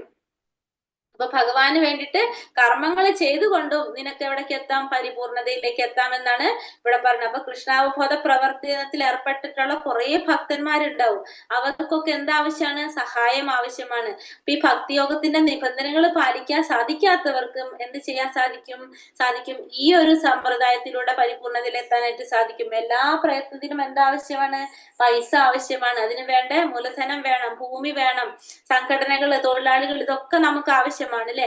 അപ്പൊ അങ്ങനത്തെ രീതിയിൽ നമുക്ക് എന്തെങ്കിലും സഹായിക്കാൻ സാധിക്കുകയാണെങ്കിൽ, ഭക്തിബോധത്തില് അങ്ങനെ ചെയ്തു കൊടുക്കാൻ സാധിക്കുകയാണെങ്കിൽ എന്ത് ചെയ്യാം, അതും നിനക്ക് ചെയ്യാനായിട്ട് സാധിക്കും. അപ്പൊ സമ്പന്നനായിട്ടുള്ള ഒരാൾക്ക് കൃഷ്ണാവബോധം പ്രചരിപ്പിക്കാനായിട്ട് ഒരു ഓഫീസോ ഒരു ക്ഷേത്രമോ ഒക്കെ ഉണ്ടാക്കി കൊടുക്കാൻ സഹായിക്കാം. പുസ്തകങ്ങൾ പ്രസിദ്ധീകരിക്കാനായിട്ടൊരു പുസ്തകങ്ങൾ പ്രസിദ്ധീകരിക്കുന്നതിന് വേണ്ട സഹായങ്ങൾ ചെയ്തു കൊടുക്കാനായിട്ട് സാധിക്കും. അങ്ങനെ ഏതെങ്കിലുമൊക്കെ രീതിയിൽ നമുക്ക് സഹായങ്ങൾ ചെയ്തു കൊടുക്കാനായിട്ട് സാധിക്കും. അതും ഭക്തിയുടെ സേവനം, അതും പരിപൂർണതയിലെത്താനായിട്ട് സഹായിക്കും. അപ്പൊ ഇവിടെ ഒരു paper കട്ടിങ്ങില് Lord Krishna's billionaire servant എന്ന് പറഞ്ഞിട്ട് ഒരു വ്യക്തിനെ കാണുന്നുണ്ട്. ആൽഫ്രഡ് ഫോർഡ് ആണത്. പ്രഭുപാദരുടെ ശിഷ്യനാണ്. ഫ്രോഡ് കമ്പനിയുടെ ഉടമസ്ഥനാണ് അദ്ദേഹം അല്ലെ. അപ്പൊ അദ്ദേഹം എന്ന് വെച്ചിട്ടുണ്ടെങ്കിൽ ഈ മായാപൂര്, നമ്മളെ ഇസ്കോൺ ടെമ്പിളിന്റെ ആസ്ഥാനം മായാപൂരാണുള്ളത്. ആ മായാപൂര് കാണുന്ന ചന്ദ്രോദയ ടെമ്പിള് പണിയുന്നതിന് വേണ്ടിയിട്ടുള്ള 3/4 ഭാഗവും ധനസഹായം ചെയ്തത് ആരാണ്? അദ്ദേഹമാണ്. ഫുള്ള് അമ്പലത്തിന്റെ പണിക്ക് വേണ്ട എല്ലാ സഹായങ്ങളും ചെയ്തത് അദ്ദേഹമാണെന്ന് പറയാം. അപ്പോ അങ്ങനെ നമുക്ക് അയാൾ വളരെ തിരക്കുള്ള ഒരു വ്യക്തിയാണല്ലോ. അപ്പൊ അദ്ദേഹം കൃഷ്ണാവബോധം പ്രചരിപ്പിക്കാനായിട്ട് അദ്ദേഹത്തിന് സാധിക്കുന്നത് എങ്ങനെയാണോ അത് അദ്ദേഹം ചെയ്തു. അപ്പൊ ഭക്തിയോഗത്തിന്റെ നിബന്ധനകൾ അനുസരിക്കാൻ സാധിക്കാത്തവർക്ക് എങ്ങനെ ചെയ്യാം? എനിക്കായി പ്രവർത്തിക്കുന്നത് കൊണ്ട് തന്നെ പരിപൂർണതയിലെത്താം. അപ്പൊ ഭഗവാന് വേണ്ടി പ്രവർത്തിക്കുകയാണ് അല്ലെ. ഇപ്പൊ ഈ പറഞ്ഞ ക്ഷേത്രം ഉണ്ടാക്കുന്നതും ഇസ്കോണിൽ നടക്കുന്ന ഓരോ പ്രവർത്തനങ്ങളും ഭഗവാന് വേണ്ടിയിട്ടാണ് ഇതൊക്കെ ചെയ്യുന്നത്. അല്ലാതെ അവർക്ക് സ്വന്തമായിട്ട് ഒന്നും നേടാനല്ല അവരിതൊന്നും പ്രവർത്തിക്കുന്നത്. ഇതൊക്കെ ഭക്തന്മാരെ കൊണ്ടുവരാനായിട്ട്, ഭഗവാനെ കുറിച്ച് മറ്റുള്ളവരിലേക്ക് എത്തിക്കാൻ വേണ്ടിയിട്ടാണ് ഈ ഒരു കൂട്ടം, ഈ ഒരു സംഘടന അല്ലെങ്കിൽ ഈ ഒരു ഭക്തന്മാരുടെ കൂട്ടായ്മ പ്രവർത്തിക്കുന്നത്. എന്തിനു വേണ്ടിയിട്ടാണ്? യാതൊരു വിധത്തിലും ഒരു രൂപ പോലും ആരും ഫലം ആഗ്രഹിക്കാതെ, ഒരു തരത്തിലും അതിന് ലാഭം ചിന്തിക്കാതെ എല്ലാവരും സ്വയം എന്ത് ചെയ്യാണ്? സ്വയം സമർപ്പിക്കുകയാണ് ഇവിടെ സേവനങ്ങൾ ചെയ്യുന്നത്. പലതരത്തിലുള്ള സേവനങ്ങൾ ഇവിടെ നടക്കുന്നുണ്ട്. ഇപ്പൊ ഞാനിപ്പോ ഇവിടെ നമ്മളിരുന്ന് ഈ ക്ലാസ് എടുക്കുന്ന ഈ സ്ലൈഡ് ഇത് ചെയ്തു തരുന്നത് ഒരു കുട്ടിയാണ് നമുക്ക് ചെയ്തു തരുന്നത്. അതേപോലെ തന്നെ ഓരോരോ കാര്യങ്ങൾ നമ്മൾ ഈ ഗ്രൂപ്പുകളുണ്ട്, നമ്മൾ ക്ലാസ്സിൽ കയറാൻ വിളിക്കുന്നുണ്ട്, നമ്മൾ കുറെ മെസ്സേജസ് ഫോർവേഡ് ചെയ്യുന്നുണ്ട്. ഇതെല്ലാതും ഓരോരുത്തർ ചെയ്യുന്ന സേവനങ്ങളാണ് ഇതൊക്കെ. ആർക്കും ഇതില് യാതൊരു തരത്തിലുള്ള ഒരു ലാഭമോ അല്ലെങ്കിൽ സ്വന്തമായിട്ടുള്ള എന്തെങ്കിലും ചിന്താഗതി ഒന്നും വെച്ചിട്ടല്ല ആരും ഇതൊന്നും ചെയ്യണത്. എല്ലാവരും ഭഗവാന് വേണ്ടിയിട്ട് സേവനം ചെയ്യാന്ന് മാത്രമാണ് എല്ലാവരും ഉദ്ദേശം. എല്ലാവരുടെ ലക്ഷ്യം?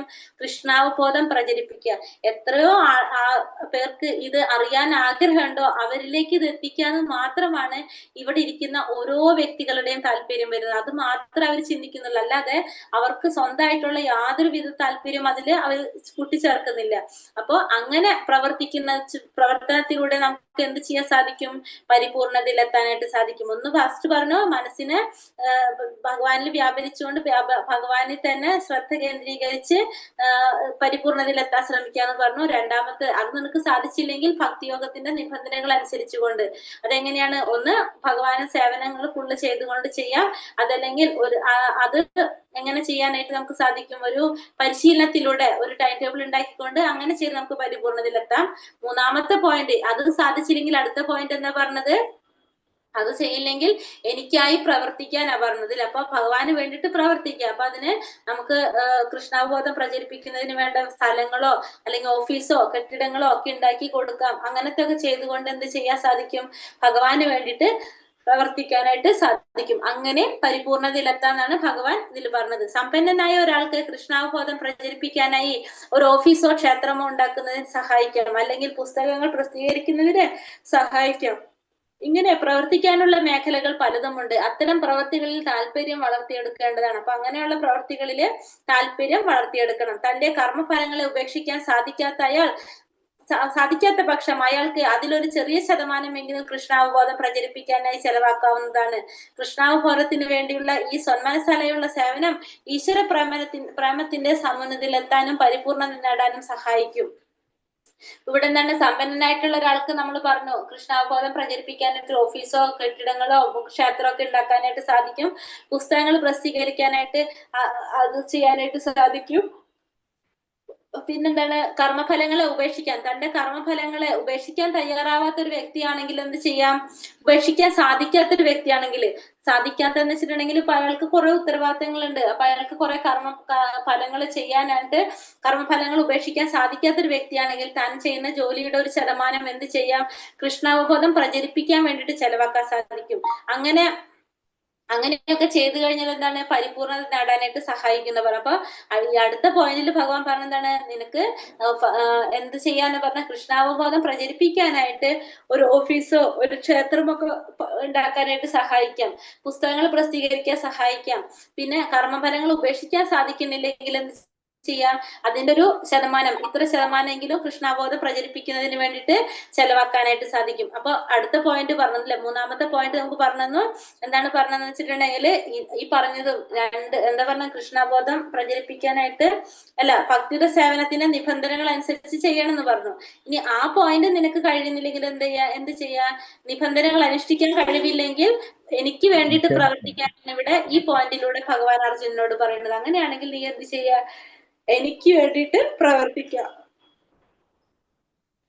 എനിക്ക് വേണ്ടി പ്രവർത്തിക്കാൻ പറഞ്ഞു. ഇനി അതും നിനക്ക് കൊണ്ട് സാധിക്കണില്ലെങ്കിൽ ഇനി അടുത്ത സ്റ്റെപ്പും ഭഗവാൻ പറഞ്ഞു. അടുത്തൊരു വേറൊരു കാര്യം കൂടി പറയാണ്.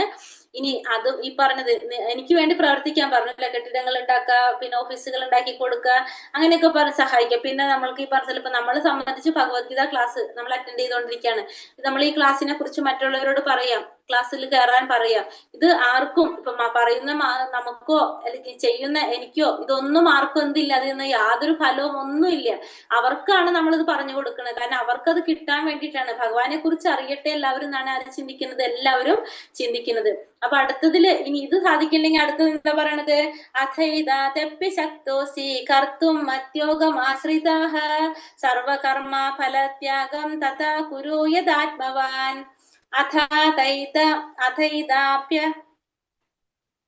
അഥൈതാപ്യ ശക്തോസി കർത്തും മത്യോഗമാശ്രിതാഃ സർവകർമ്മ ഫലത്യാഗം തഥാ കുരു യഥാത്മവാൻ.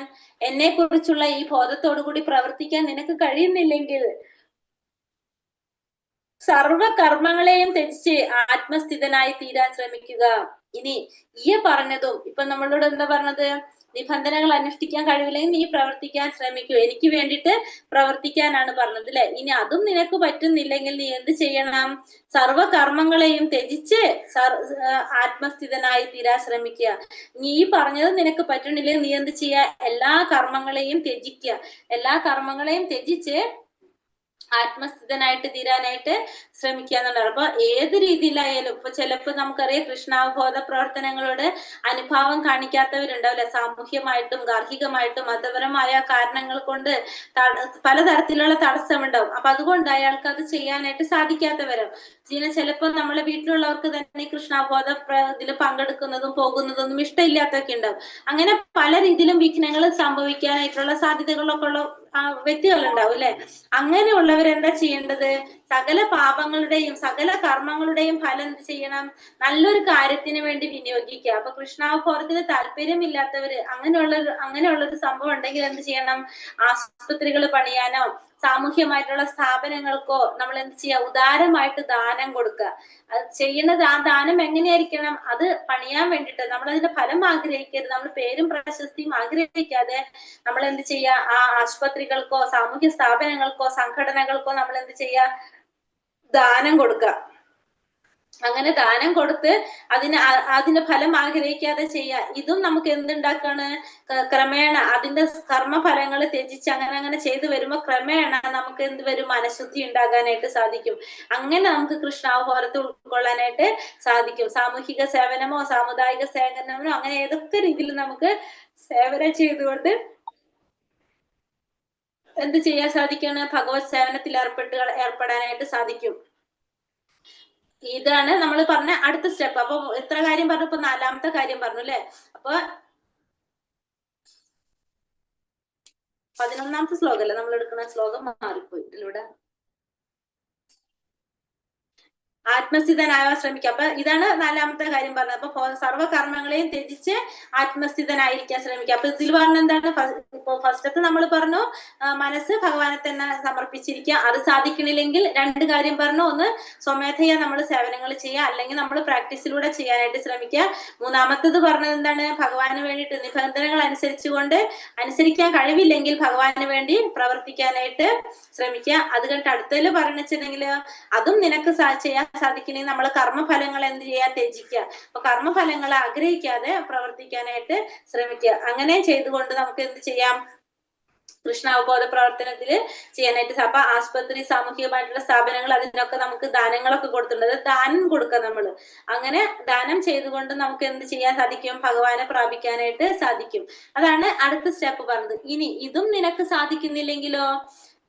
ശ്രേയോ ഹി ജ്ഞാനമഭ്യാസ്യാത് ജ്ഞാനാധ്യാനം വിശേഷ്യത്തെ ധ്യാനാത് കർമ്മ ഫലത്യാഗാചാന്തിരനന്തരം.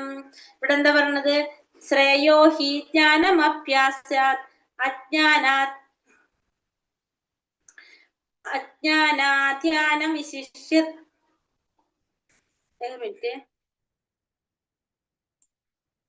ശ്രേയോ ഹി ജ്ഞാനമഭ്യാസാത് ജ്ഞാനാധ്യാനം വിശിഷ്യത്തെ ധ്യാനാത് കർമ്മ ഫലത്യാഗാചാന്തിരനന്തരം. ഇവിടെ എന്താ പറഞ്ഞ, നിനക്ക് അതും പരിശീലിക്കാൻ സാധിക്കുന്നില്ലെങ്കിൽ, ഇനി കർമ്മം ത്യജിച്ചും നിനക്ക് ചെയ്യാനായിട്ട് ഭഗവാനെ പരിപൂർണതയിലേക്ക് എത്താൻ സാധിക്കുന്നില്ലെങ്കിൽ നീ എന്ത് ചെയ്യാ? വേറൊരു കാര്യം പറഞ്ഞേക്കുന്നത് ജ്ഞാനാർജനത്തിന് ശ്രമിക്കാനാ പറയണത്. ജ്ഞാനം ആർജിക്കാനായിട്ട് ശ്രമിക്കാൻ, ഭഗവാനെ കുറിച്ചുള്ള ഒരു അറിവ് നേടാൻ ശ്രമിക്കുക. ജ്ഞാനത്തെക്കാൾ ശ്രേഷ്ഠമാണ് ധ്യാനം, ധ്യാനത്തെക്കാൾ വിശിഷ്ടമാണ് കർമ്മഫലങ്ങളെ ത്യജിക്കൽ. എന്തെന്നാൽ ത്യാഗത്താൽ മനഃശാന്തി ലഭിക്കും. അപ്പൊ ഇതും പറ്റില്ലെങ്കിൽ എന്ത് ചെയ്യണം? ജ്ഞാനം ആർജിക്കാനായിട്ട് ശ്രമിക്കണം എന്നാണ് ഇവിടെ ഭഗവാൻ പറയുന്നത്.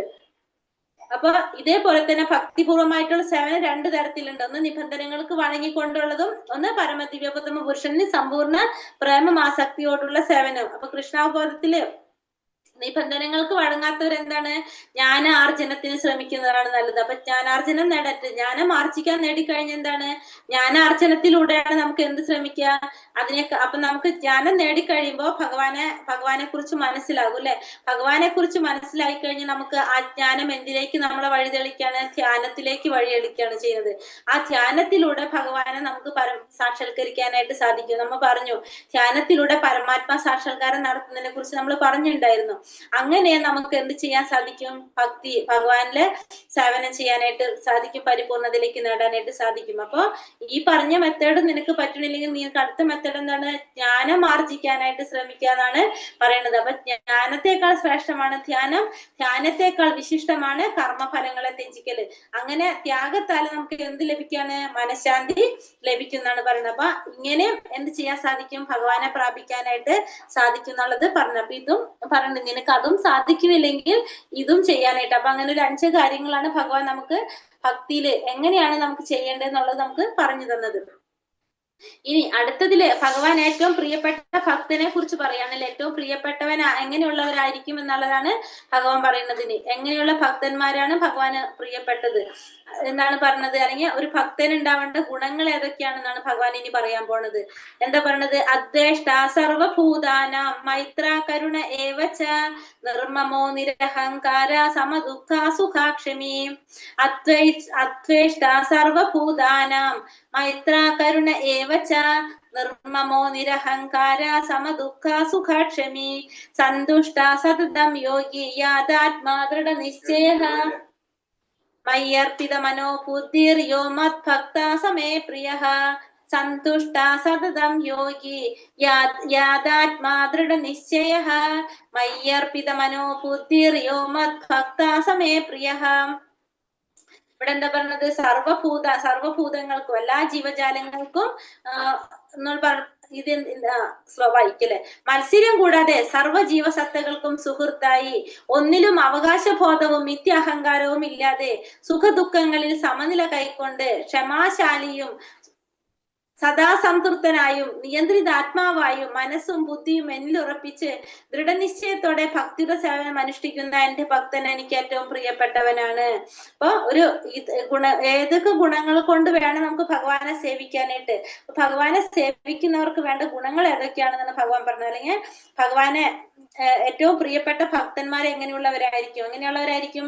മാത്സര്യം കൂടാതെ, മത്സരബുദ്ധി പാടില്ല, സർവ്വജീവസത്തുകൾക്കും സുഹൃത്തായിരിക്കണം, എല്ലാവരുടെ അടുത്തും ഒരേപോലെ സമഭാവനയോടായിരിക്കണം, സുഹൃത്തായിരിക്കണം, ഒന്നിലും അവകാശബോധം ഉണ്ടാവാൻ പാടില്ല. ഒരു കാര്യത്തിൽ നമുക്ക് എന്ത് പാടില്ല? അവകാശബോധം ഉണ്ടാവാൻ പാടില്ല. കാരണം നമ്മള് നമ്മളുടേതായിട്ട് ഒന്നുമില്ല അല്ലെ, ഭഗവാന്റെ സൃഷ്ടിയാണല്ലോ അത്. നമ്മൾ എന്താ ചെയ്യണല്ലോ, നമ്മൾ ഈ ഭൗതിക ലോകത്തിൽ വന്ന് അത് അനുഭവിക്കുന്നു. പക്ഷെ നമ്മളുടേതായത് ഒന്നുമല്ല, ഇതൊക്കെ ആരുടേതാണ്, ഭഗവാന്റേതാണെന്നുള്ളൊരു ബോധം നമുക്ക് ഉണ്ടാവണം. നമ്മളൊരു വാടക വീട്ടില് പോകുന്ന പോലെ, നമ്മൾ ആ വീട്ടിലിരിക്കുന്ന ഒരു വസ്തു ആരുടെയല്ല, നമ്മളല്ല. നമ്മൾ പോകുമ്പോൾ അതൊക്കെ നമ്മൾ അവിടെ തന്നെ വെച്ചിട്ടാണ് പോകേണ്ടത്. നമുക്കത് ഉപയോഗിക്കണമെങ്കിൽ ആരുടെ പെർമിഷൻ വേണം? ഓണറുടെ പെർമിഷൻ വേണം. അതേപോലെ തന്നെ അവകാശബോധം ഇല്ലാതെ, മിഥ്യ അഹങ്കാരം ഇല്ലാതെ, സുഖദുഃഖങ്ങളിൽ സമനില കൈക്കൊണ്ട്, സുഖം വന്നാലും ദുഃഖം വന്നാലും ഒരേപോലത്തെ മാനസികാവസ്ഥ, ക്ഷമാശാലിയായും സദാ സംതൃപ്തനായും നിയന്ത്രിത ആത്മാവായും മനസ്സും ബുദ്ധിയും ഭഗവാനിൽ ഉറപ്പിച്ച് ദൃഢനിശ്ചയത്തോടെ ഭക്തിയുടെ സേവനം ചെയ്യുന്നവര് ഭഗവാൻ ഏറ്റവും പ്രിയപ്പെട്ടവനാണെന്ന് പറഞ്ഞു. അപ്പൊ ഒരു ഭക്തൻ എന്തൊരു പ്രയാസം വന്നാലും, എന്തൊരു പ്രയാസം വന്നാലും ഭക്തൻ എന്താ ചിന്തിക്കേണ്ടത്?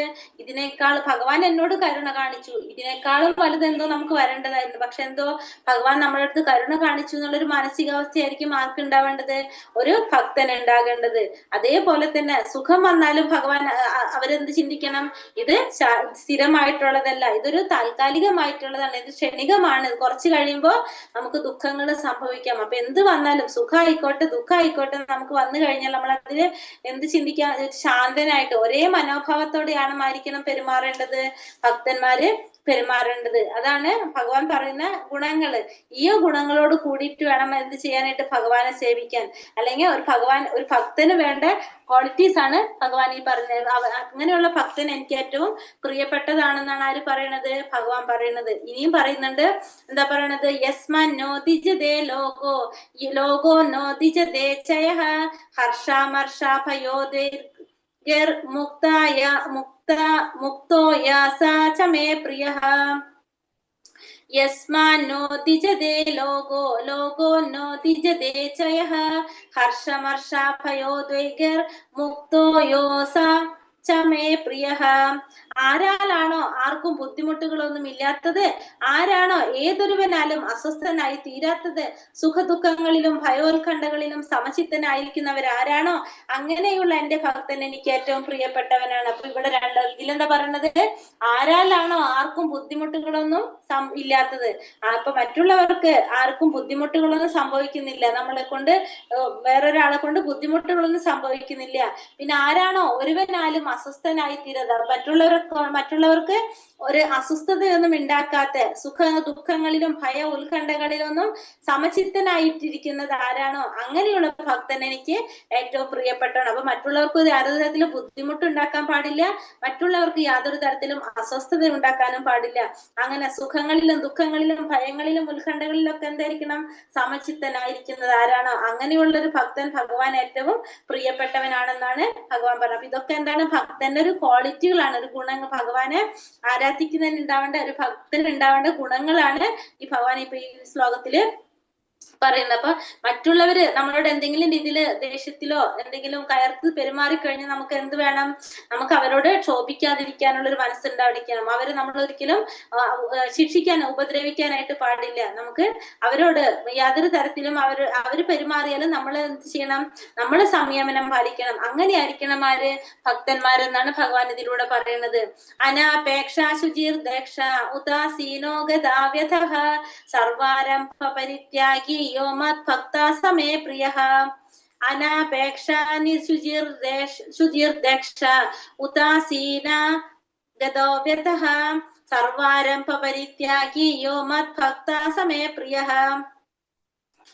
സാധാരണ കർമ്മക്രമങ്ങളെ ഒന്നിനെയും ആശ്രയിക്കാത്തവനും വിശുദ്ധനും നിപുണനും ഉത്കണ്ഠ വ്യഥ എന്നിവയില്ലാത്തവനും ഫലമുദ്ദേശിച്ച് പ്രവർത്തിക്കാത്തവനുമായ എന്റെ ഭക്തൻ എനിക്ക് ഏറ്റവും പ്രിയപ്പെട്ടവനാണ്. അപ്പൊ സാധാരണ കർമ്മക്രമങ്ങളെ ഒന്നിനെയും ആശ്രയിക്കാത്തവനും വിശുദ്ധനും നിപുണനും ഉത്കണ്ഠ വ്യഥ എന്നിവയില്ലാത്തവനും ഫലം ഉദ്ദേശിച്ചുകൊണ്ട് പ്രവർത്തിക്കാത്തവനുമായ എന്റെ ഭക്തൻ എനിക്ക് ഏറ്റവും പ്രിയപ്പെട്ടവനാണ്. അപ്പൊ ഫലം ആഗ്രഹിച്ചുകൊണ്ട് എല്ലാവരും പ്രവർത്തിക്കുന്നത്, ഒരു ഭക്തൻ പ്രവർത്തിക്കുന്നത്.